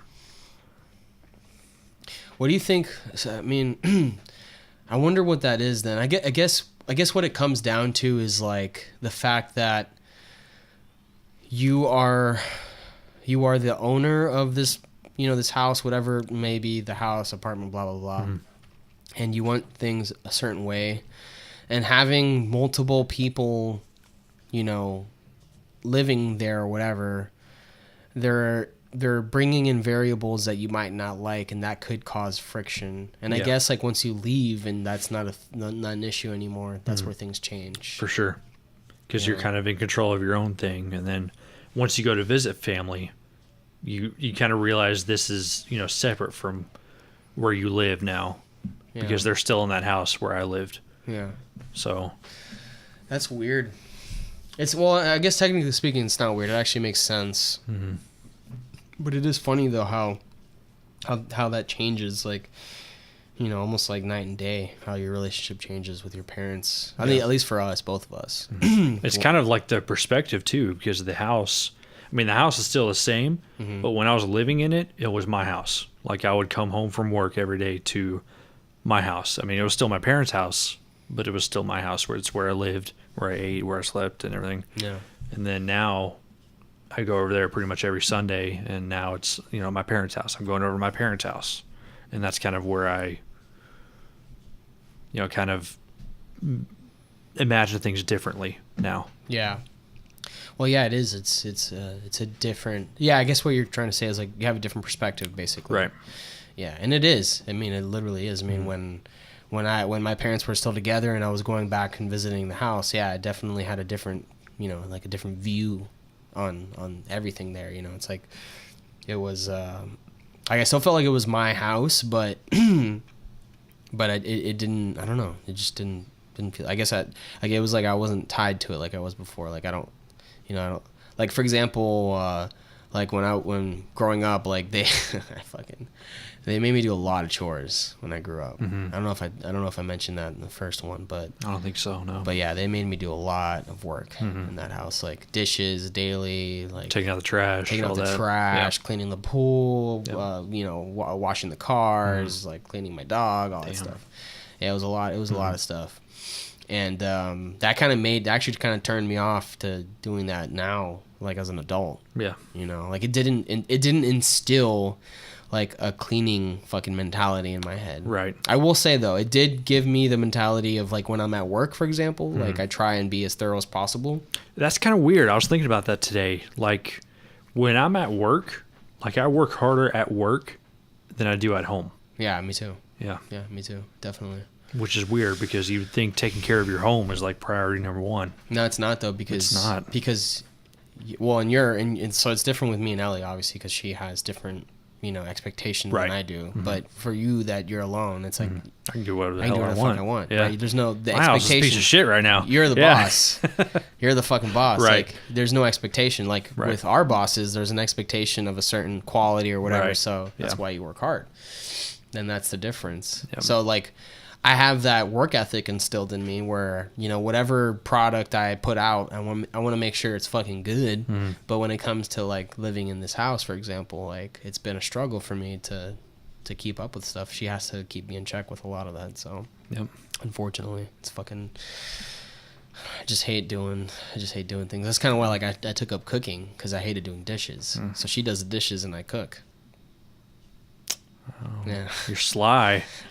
You're tricky. I like to cook, one. though, but she doesn't like cooking, though, in my defense, so it works out nicely. Yeah. But, Yeah, I don't know. It's weird how. I think another weird thing, and I don't know. I wonder. Like, I guess, like, my little brother, for example, you know, he, like, I guess we shared a lot of experiences together. I think, like, after I left, things kind of changed, but like we did share a lot of experiences together, and he definitely went into. And I think he would agree with me, but he went into like like his perspective on things was different than mine in terms of like maybe like the things that happened, like the bad things, the negative things. I think he may have taken it more to heart than I did, and that's another weird thing. Like now I'm gonna start getting into fucking this weird stuff, but like sometimes I wonder, like am I not thinking about it? Like am I just kind of like shoving that, like am I just bottling up those things, or is it that I'm just so positive that I'm, you know, I get like, I don't know. It's not like I think about these things a lot. Does that make sense? Right. Well, from kind of an outsider's perspective, I kind of see you as more of a positive person. I mean, you're more positive than a lot of people that I knew back in Arkansas. That's for sure. Just because you don't need to try to be positive. You're just a positive person. Yeah. But yeah. I guess I've been thinking about that a lot, mainly because, I don't know. I guess it's because, when things are going well and you're not necessarily dwelling on things, you feel like shouldn't I be dwelling on something? You know what I'm saying? Right. And, maybe, I don't know. It's weird because again, it's like, I'm sure with you, that I'm sure you might go through this as well, but like things will obviously pop up in your head, you know, like negative things. And then you're just like, why isn't this more prevalent in my life right now? Right. You know,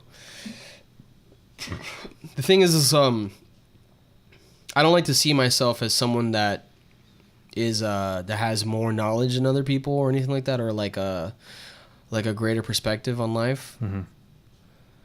Because that makes me that would obviously put me on a different level than other people, but I don't feel that way at all. I feel like as a person, the difference between myself and another person is the fact that I know what I want to do with my life. So when people I've heard things like you give good advice or something like that, you know? Yeah. I'm like, do I though? Like I don't know if I don't think you kind of think back on what you said and was like, was that the best I could really give right there? Yeah. Or like, am I even like a credible person to listen to? You know what I'm saying? Like, do you have any of that with yourself? Like, I don't know. Like I mean, to just being honest, I would definitely ask you for advice because I feel like you're a very level-headed person. And I don't understand that because there's a few people at work that do come to me for advice. And for some reason, I'm seen as this person that's kind of like a venting sort of person, I guess. Yeah. They kind of vent their problems towards me, and I give them solutions, I guess. And I don't really understand that because I wasn't really that person back in Arkansas. Confidence, I think, maybe. From an outside, like if I were to say like, this is funny.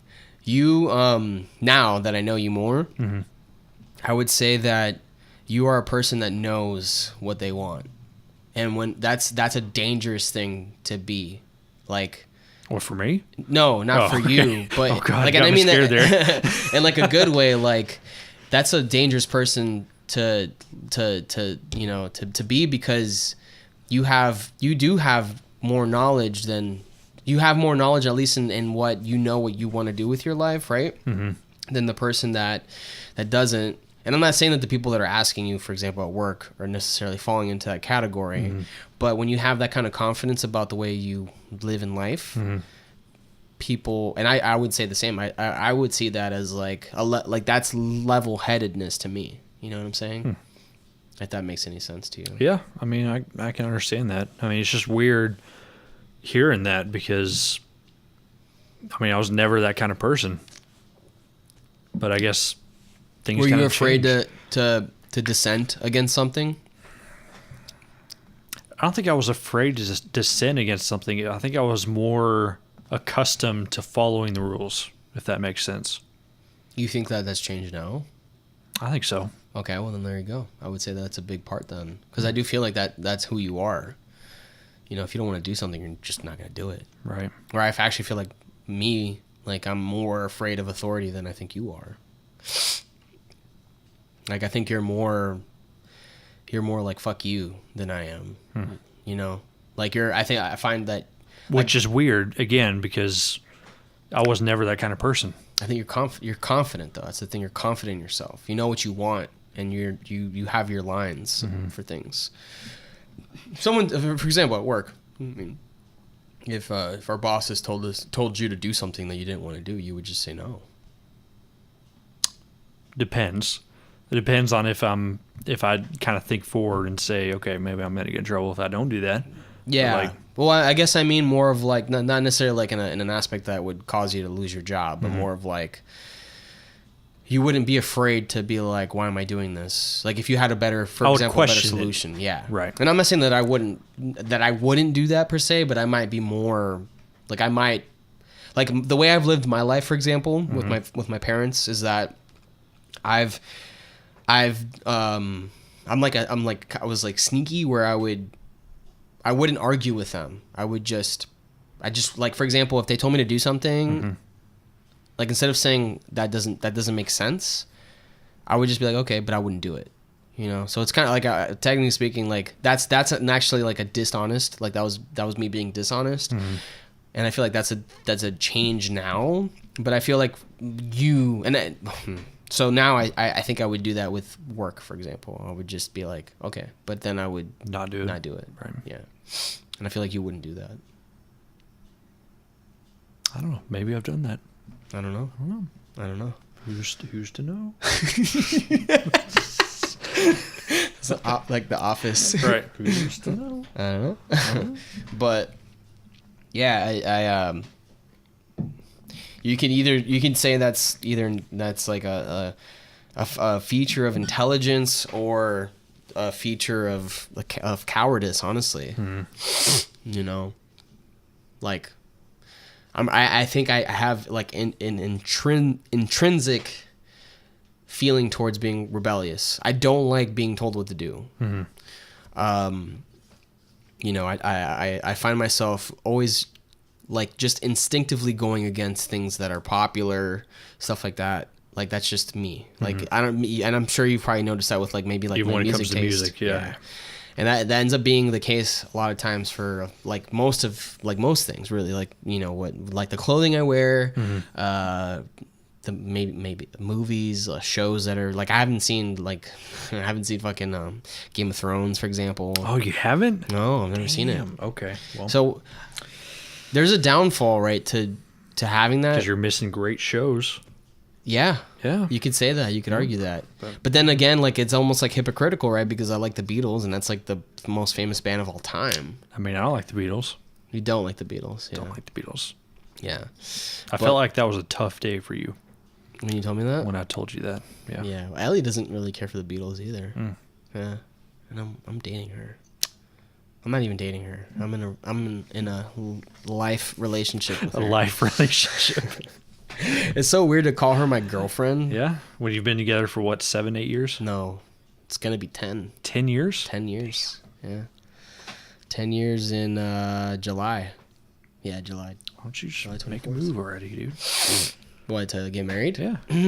No, man, it's just not. It's not something that we really care for, man. To be honest, you know. Is it something that you don't care for, or that she don't care No, for? both of us. Okay. Yeah, yeah. If I brought her in here right now and I asked her like, "Hey, want to get married?" She'd be like, "No." Go ask her real quick. Ellie. She's probably sleeping. Yeah. Maybe. let's Yeah, see if maybe you she should pops up. marry her. Yeah. So what about that with you then? What? Do you is that something that you want in life? Is like a wife and kids? I would have to find someone that, like, I would really care for, because I have not found that person yet. I think I got close to finding that person back in Arkansas, but there was one big thing that kind of kept us apart. We're getting into some You know- real shit here. You know, okay. You know, I was gonna make a bad joke. What? You said there was one. There's big one, thing. and it was my penis.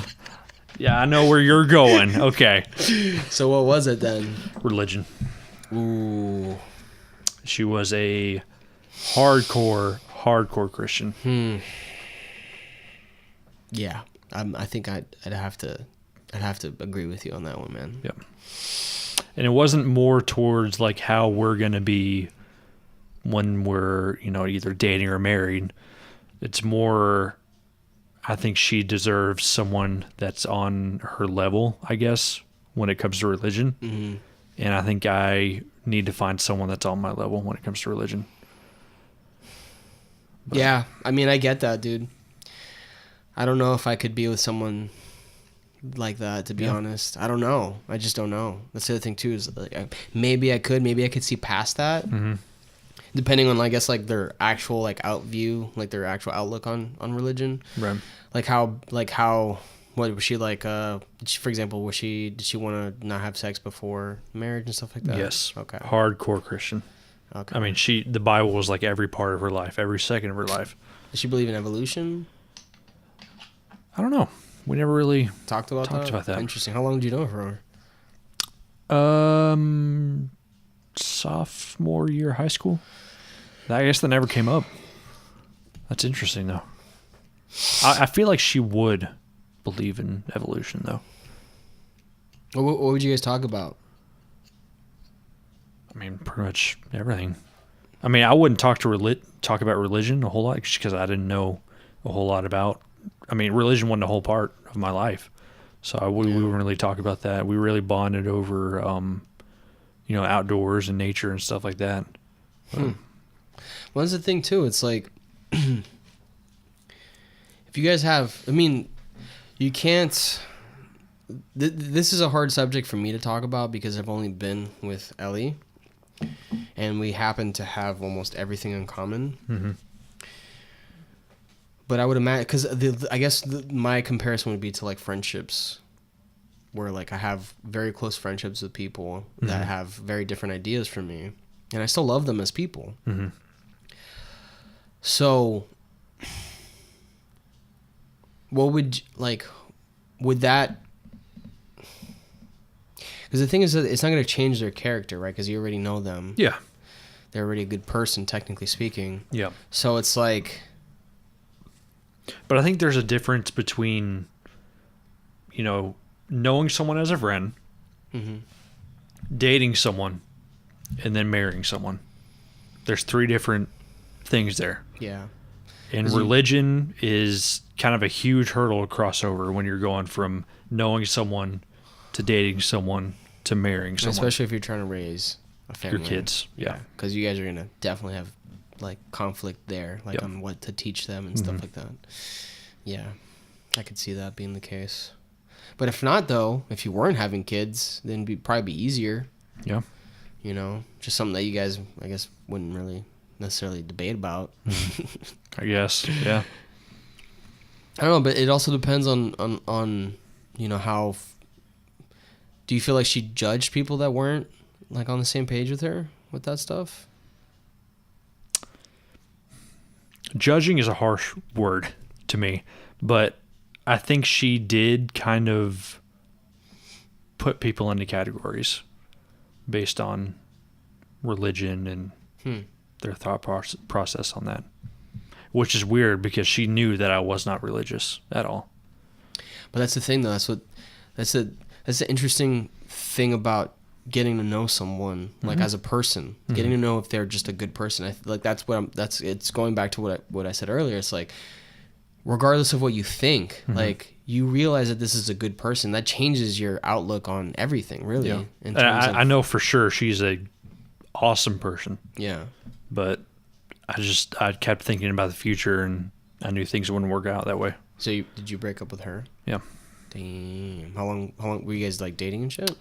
For a little bit, yeah. I mean, we were friends for a long time, and then we dated shortly. I mean, we dated for a few months maybe, and then we broke up, and then I moved down here to Florida, and then she got married.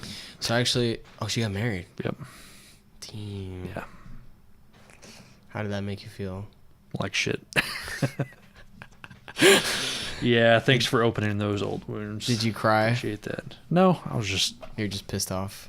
not really pissed off, just kind of sad. Yeah. Fuck, that's worse. Yeah. It's so much better to be pissed off. Yeah, I wasn't pissed off because I knew things weren't going to work out. Yeah, you made the decision. Yeah. Yeah. Well, the only thing I can say is that there will definitely be someone out there that you find compatible. Yeah. And anyone lying, and I would say this right to her face too, that if something happened between us, there's definitely another person for both of us out there. That's just the truth. I mean, will it be hard to find someone that is as compatible? Probably, considering the fact that she's the drummer in the same band that I play in, and that we share that love for music and all that stuff. It'll be hard, but it's not impossible to find someone else but in your aspect is what I'm trying to say is like, I'm sure you'll find someone out there. Yeah. What if she's like around the corner right there listening? That'd be fine. I don't care. Would you? Would you? You wouldn't care at all? No. Say shit right to her face right now. Wow. Yeah. That's the kind of relationship we have, bro. it's a lot of trust. That's when you that's exactly what that is. That's all right. That is called I know someone in and out, and I'm not afraid. Well, no, it's not even about afraid. It's just these are some things that we've talked about. Is that the official definition of what it's called? This is in all seriousness. I actually was talking to her about this yesterday. I wonder if our relationship is normal. Between you and her? Yeah. That's something that I was talking to her about that yesterday. I was like, I do, from an outsider perspective, I do find it weird that you guys aren't married yet. Just because, I mean, I understand that, people have different feelings about marriage and everything like that, but you guys are together for 10 years and you don't have the urge to get married. No, because I just don't feel like it's going to change anything. Do you have the urge to have kids? No, not really. I mean, that's different than Do you want to know the main reason why is because I feel like that would only hinder my goals in life. That's the only reason why I don't want to have kids. I know that she doesn't want to have kids for different reasons because she's had to deal with that her whole life. She's had to take care of kids her whole life. So I get that from her perspective. I mean, that is different than most other people that have been together for that long. Yeah. I mean, by now, people that have been together for 10 years are married. Yeah. They have kids. Yeah. So. Well, the other thing too is like we don't have a traditional relationship, Mm-hmm. Like, and that's not wrong. That's not what I'm saying. Yeah. It's just different. Yeah. Yeah, it is. It's weird. It's a weird thing to think about. It's not weird. It's just different. Some people would say that different is weird. Well, then fuck those people. Fuck you. Yeah. Yeah, I don't know. It's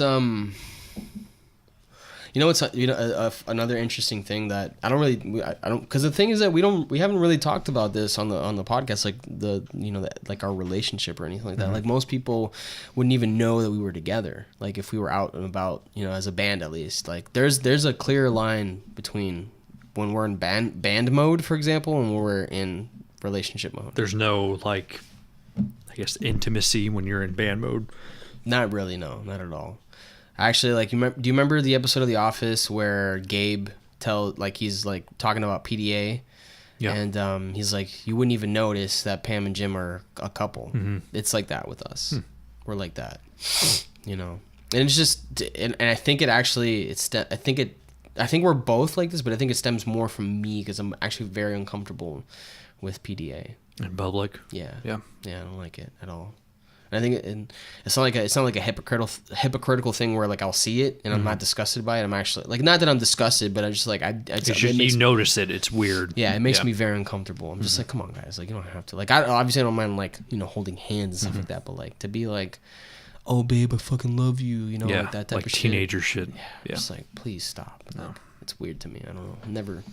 I think the other thing too is I like being very inconspicuous. Is that I get the right term? I think. Yeah. I don't like being like I don't like being the center of attention, and that's a weird thing coming from someone that literally does what I do. Is in a band. Yeah. Yeah, and is also doing this, for example. Yeah. But the other thing too is I'm literally just doing it with you. It's not like there's a room full of people. In Right. Here, but yeah. But yeah, I don't like having a spotlight on me at all, like at all. Which is weird again because you're in a band. Yeah. Yeah. I do like I think there's a difference. So when I play basketball, I actually prefer if there's a lot of people watching me play. But I think it's because of the confidence in that action. I have confidence playing music. So Let me I ask want you more this. people. So you've got an acoustic guitar. You're on the stage by yourself. Oof. Are you hard. comfortable or? That'd be really hard for me. Okay. Yeah. That'd be really fucking hard for me. That would make me really nervous. Yeah. Just because all the attention's on you? Mm-hmm. All right. Yeah. Like I do it because I'm used to it. I've done it before, but yeah, that would make me very uncomfortable for sure. Like, So you're more comfortable when you're around, your friends Yeah. and people that you've been with for that long playing in a band. Yeah, I understand that. definitely. Yeah. Yeah, like if I think now, like with the experience that I have, like doing something like that, like performing solo, it wouldn't be as hard, but it would definitely at first, like the build up to it would be way more nerve wracking than if I'm playing with my band, for example. Which honestly, I get nervous, but when I'm on like as soon as I get on stage now, it goes away. It's not like how before, although this is true. When performing a new song will still always get me so nervous that my legs shake. People don't notice it because I move a lot, naturally, but I know it. Like I feel it. Yeah. I move like my legs are like wobbly. Right. That's how nervous I get. Just because you haven't, played that song live Yeah. before. Yeah. It's weird. That's a weird sensation to me. Like it happened, we played a show a couple months ago in St. Pete at the Iberian Rooster, and we played this one of our new songs. We just played one of our new songs for the first time, and I was so nervous. Like I've never been like, not that I've never been that nervous, but like I hadn't been that nervous in a long time, and it was really weird. Now the difference is like I'm so used to that, like because I've done it, multiple times, that like I was able to play through it and no one can notice. And like even like looking back at video, you can't even tell, like my voice doesn't crack or like it doesn't like do like that weird like fucking shaky thing. Right, and it's weird because you feel like you're gonna, be noticed when Yes. you're even like back when I was in college giving speeches. My legs would shake and my voice would be all shaky. That was me. And, yeah. Yeah, that was me. Yep. That was bad. Yeah. I did do that. I did a presentation once. I was so the other thing too is like I was so underprepared. It was just like I got a C ultimately, but it was so bad. I should have gotten an F. Yeah. Is really the truth. I should have, because I was underprepared. And That's the worst when you're giving a presentation and you know nothing about it. Yeah. it was bad. I think what happened was I forgot the date. So I printed out like just this bullshit thing, like literally like hours before. Right. And it was obvious. So That's the worst feeling in the world. Dude, when I you're was- not prepared for anything. shaking. Yeah. My legs were shaking. My voice was like, oh, like it was bad, dude. Yeah. And that's yeah, man.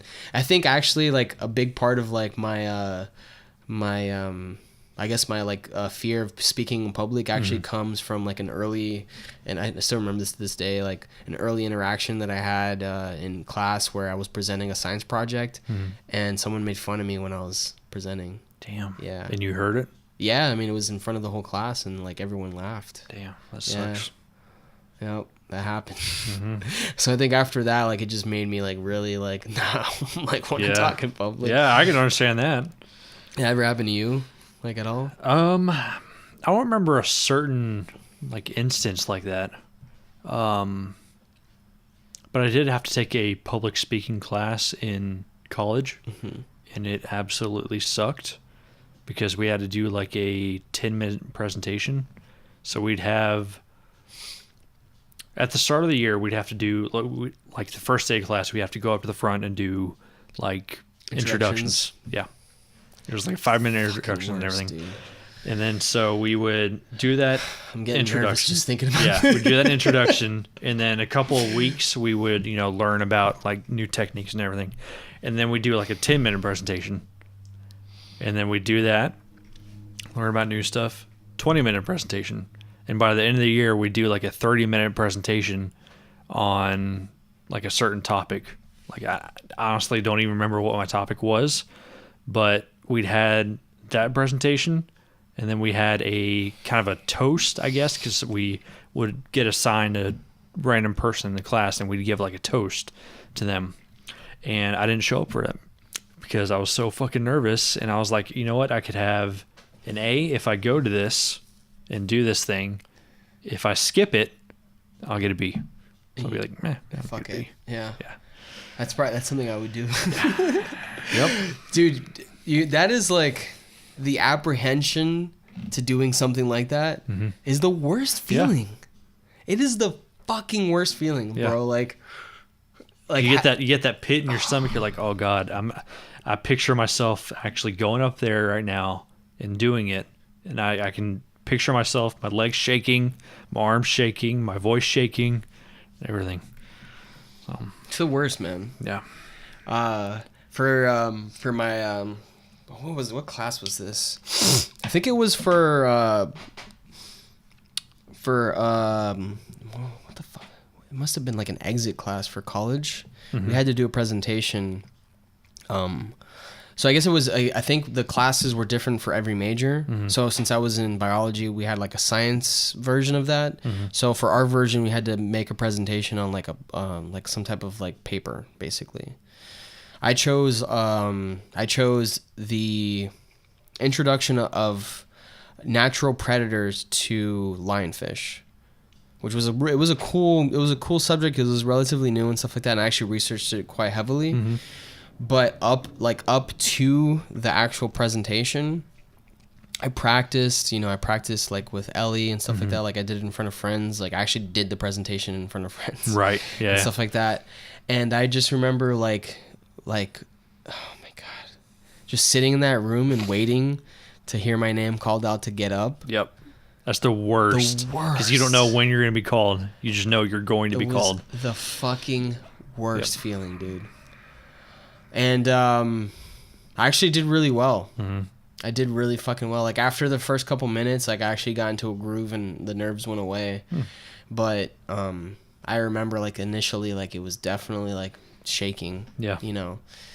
But the other thing, it's weird because music, when I first started, I would get that nervous as well. And I think, it's been years now, but the biggest issue that I still have is talking to the crowd. It's a lot easier now, and I actually don't get nervous about it as much anymore. But I'm, I guess now I'm just so much more used to it. Like it doesn't faze me. Like I don't even feel like I don't feel like I'm there. Does that make any sense? Like I almost feel like I'm playing a part. Right. I guess like I don't know a whole lot about like live music and everything. When you say talk to the crowd, like is that after a song, I guess, or so basically like there's it's interesting because there's other bands that don't do any talking at all to the crowd. Like a well-established band won't have to say anything. Yeah. Some people don't like that though. Some people I guess like just like your layman, audience member wants some sort of like interaction with the crowd. Personally, I don't care. If it's me in the audience, all I want to hear is the music. I don't fucking give a shit about what they have to say. Right. So then if you don't care about that, then why do you do it? Because I'm not the typical audience member. The majority of people want some sort of engagement. Okay. You can't think of it like that. You have to think of it of like what would like the normal, not normal, but what would like the average person want? General audience, I guess. Right. Yeah. So the way that I do it, the way that I approach it is, usually what I'll do is I'll say, I'll mention like the name of the band. I'll mention where like the material that we're deriving the songs from, where they're coming from. So What for you're example, inspired by, and no, not even that necessarily. More of like, this is from the album, or this is from our EPs. okay, yeah, I see what you're saying. Yeah. Sometimes I'll go a little more in depth about the song, like if it means anything. Like, for example, like Lungs, I'll explain that's about my cousin passing away. Sometimes I don't do it all the time. I actually don't enjoy doing that because I feel like I'm almost like profiting in a weird way off of that. Like I'm almost like exploiting it, although I know it's not that, but it just feels like that to me. So I tend to not say anything. And it's funny because actually, like intrinsically, people will say that it's a really pretty song, and I'm like, oh, good, okay, cool. That's good. Yeah, I'm like, okay, that's supposed to be a pretty song. But yeah, so really like in between songs, it'll really just be, like the song name. This is this song. Right. Yeah. And the other thing too is that it's different for a band like ourselves, where I personally feel like 30 to 35 minutes should be your set time. Anything past that, I think, honestly, you're wasting your time, in my opinion. Why is that? Because the thing is that no one knows your music. So it's like after 35 minutes, people are not listening to you anymore. They get bored of you. Even if you're an interesting band, I find. You know what I'm saying? Like personally, as for me, I've noticed that audiences will either leave around like the 45 minute, they'll just stop paying attention. I mean, everyone, think about it, like everyone has such a short attention span nowadays.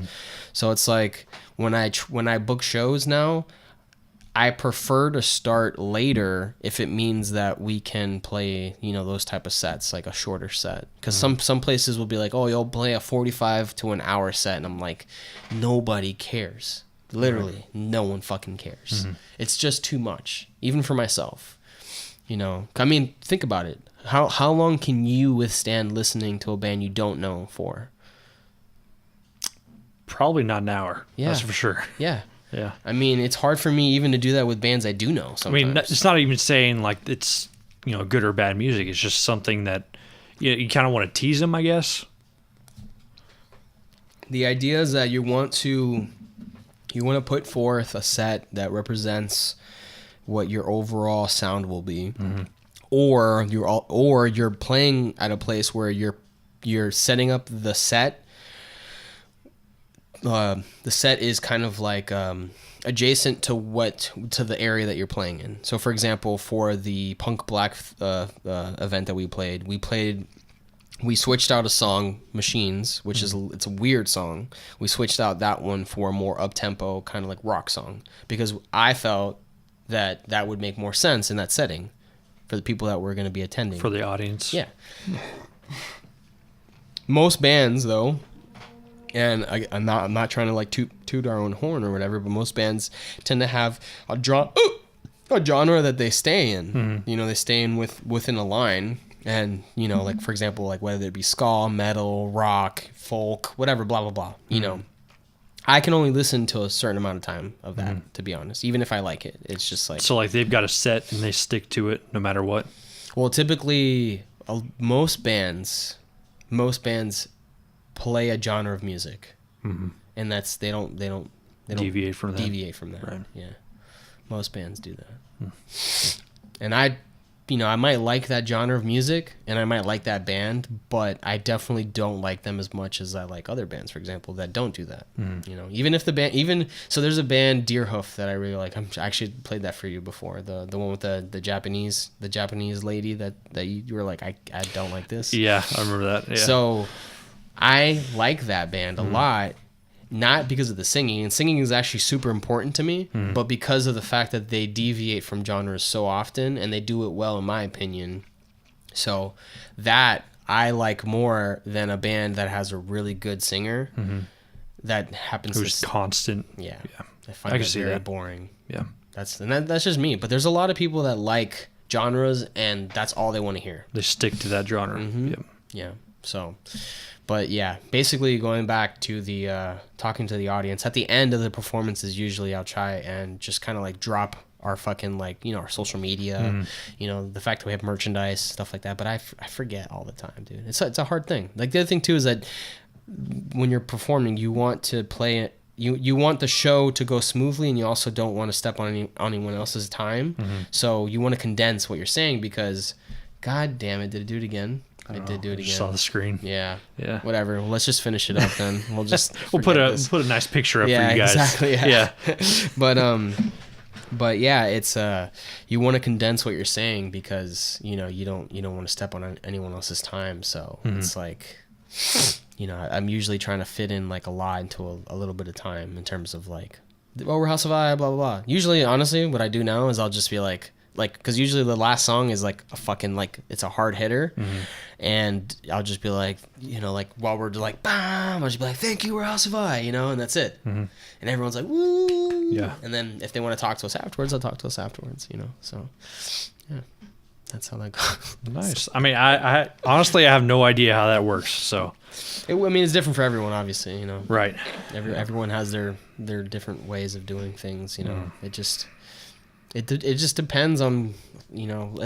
Also, like you want to play to your crowd, you know what I'm saying? You want to do what you would think that your fans would want out of you. So, Right.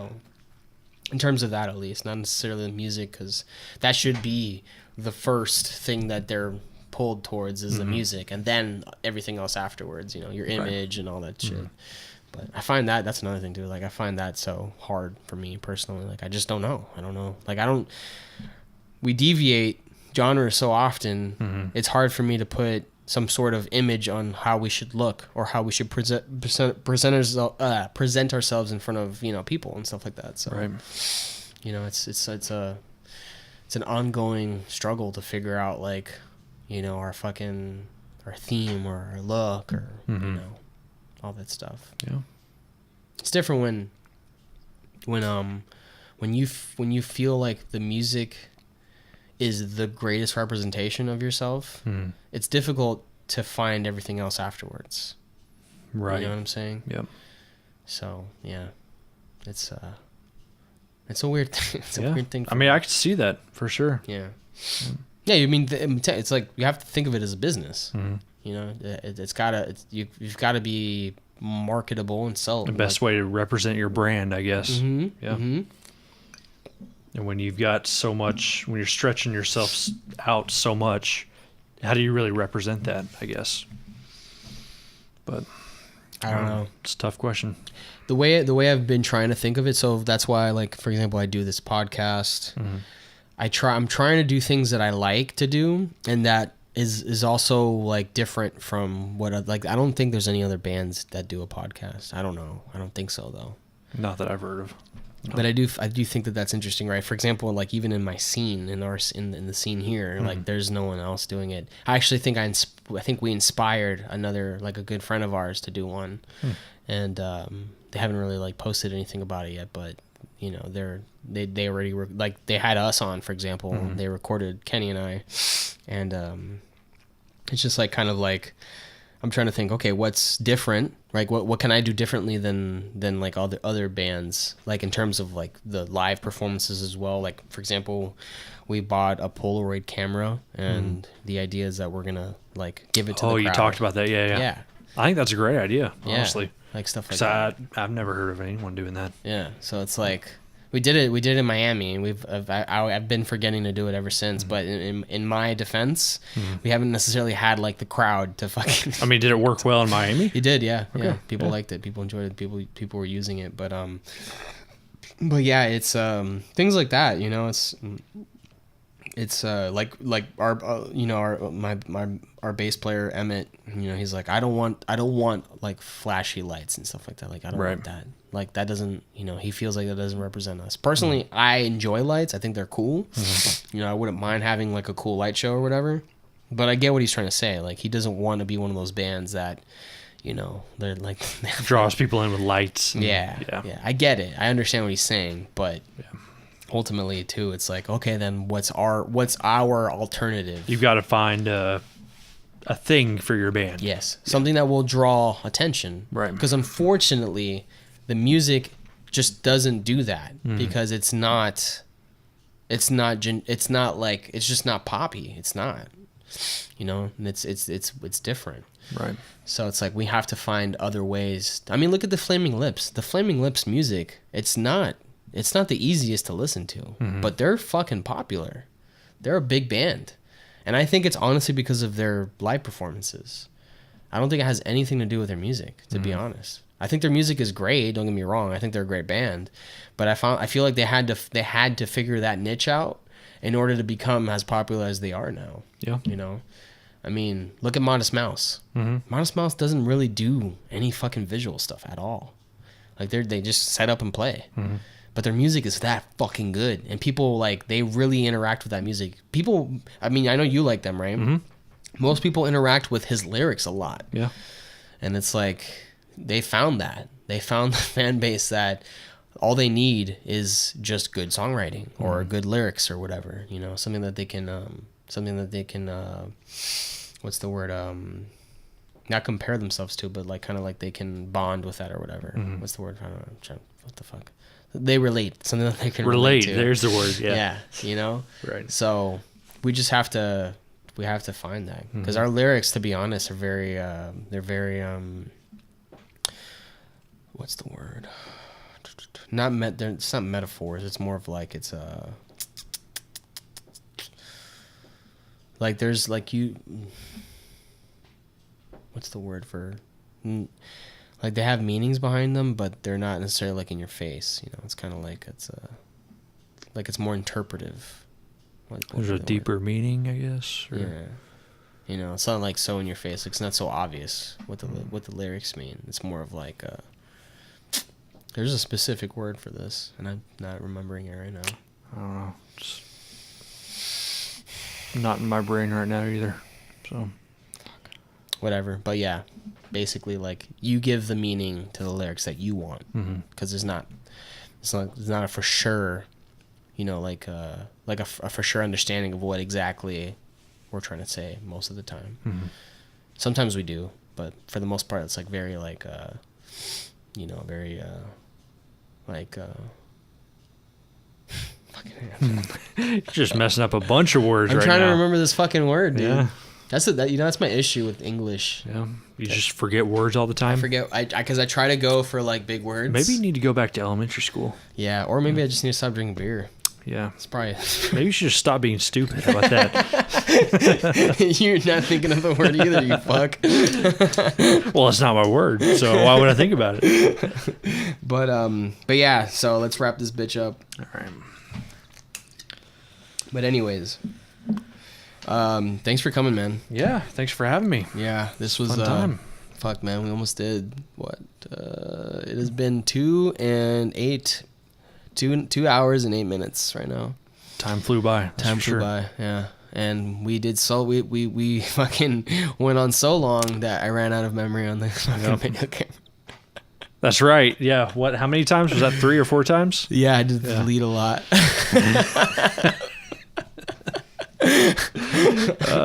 What, you like deleted your proposal or something on there? And no, I deleted just like the stuff from the footage from like the tour and stuff. Oh, why'd you do that? Well, no, it's on the computer. It's saved. Okay. Yeah. It's just on there. So you get another memory card.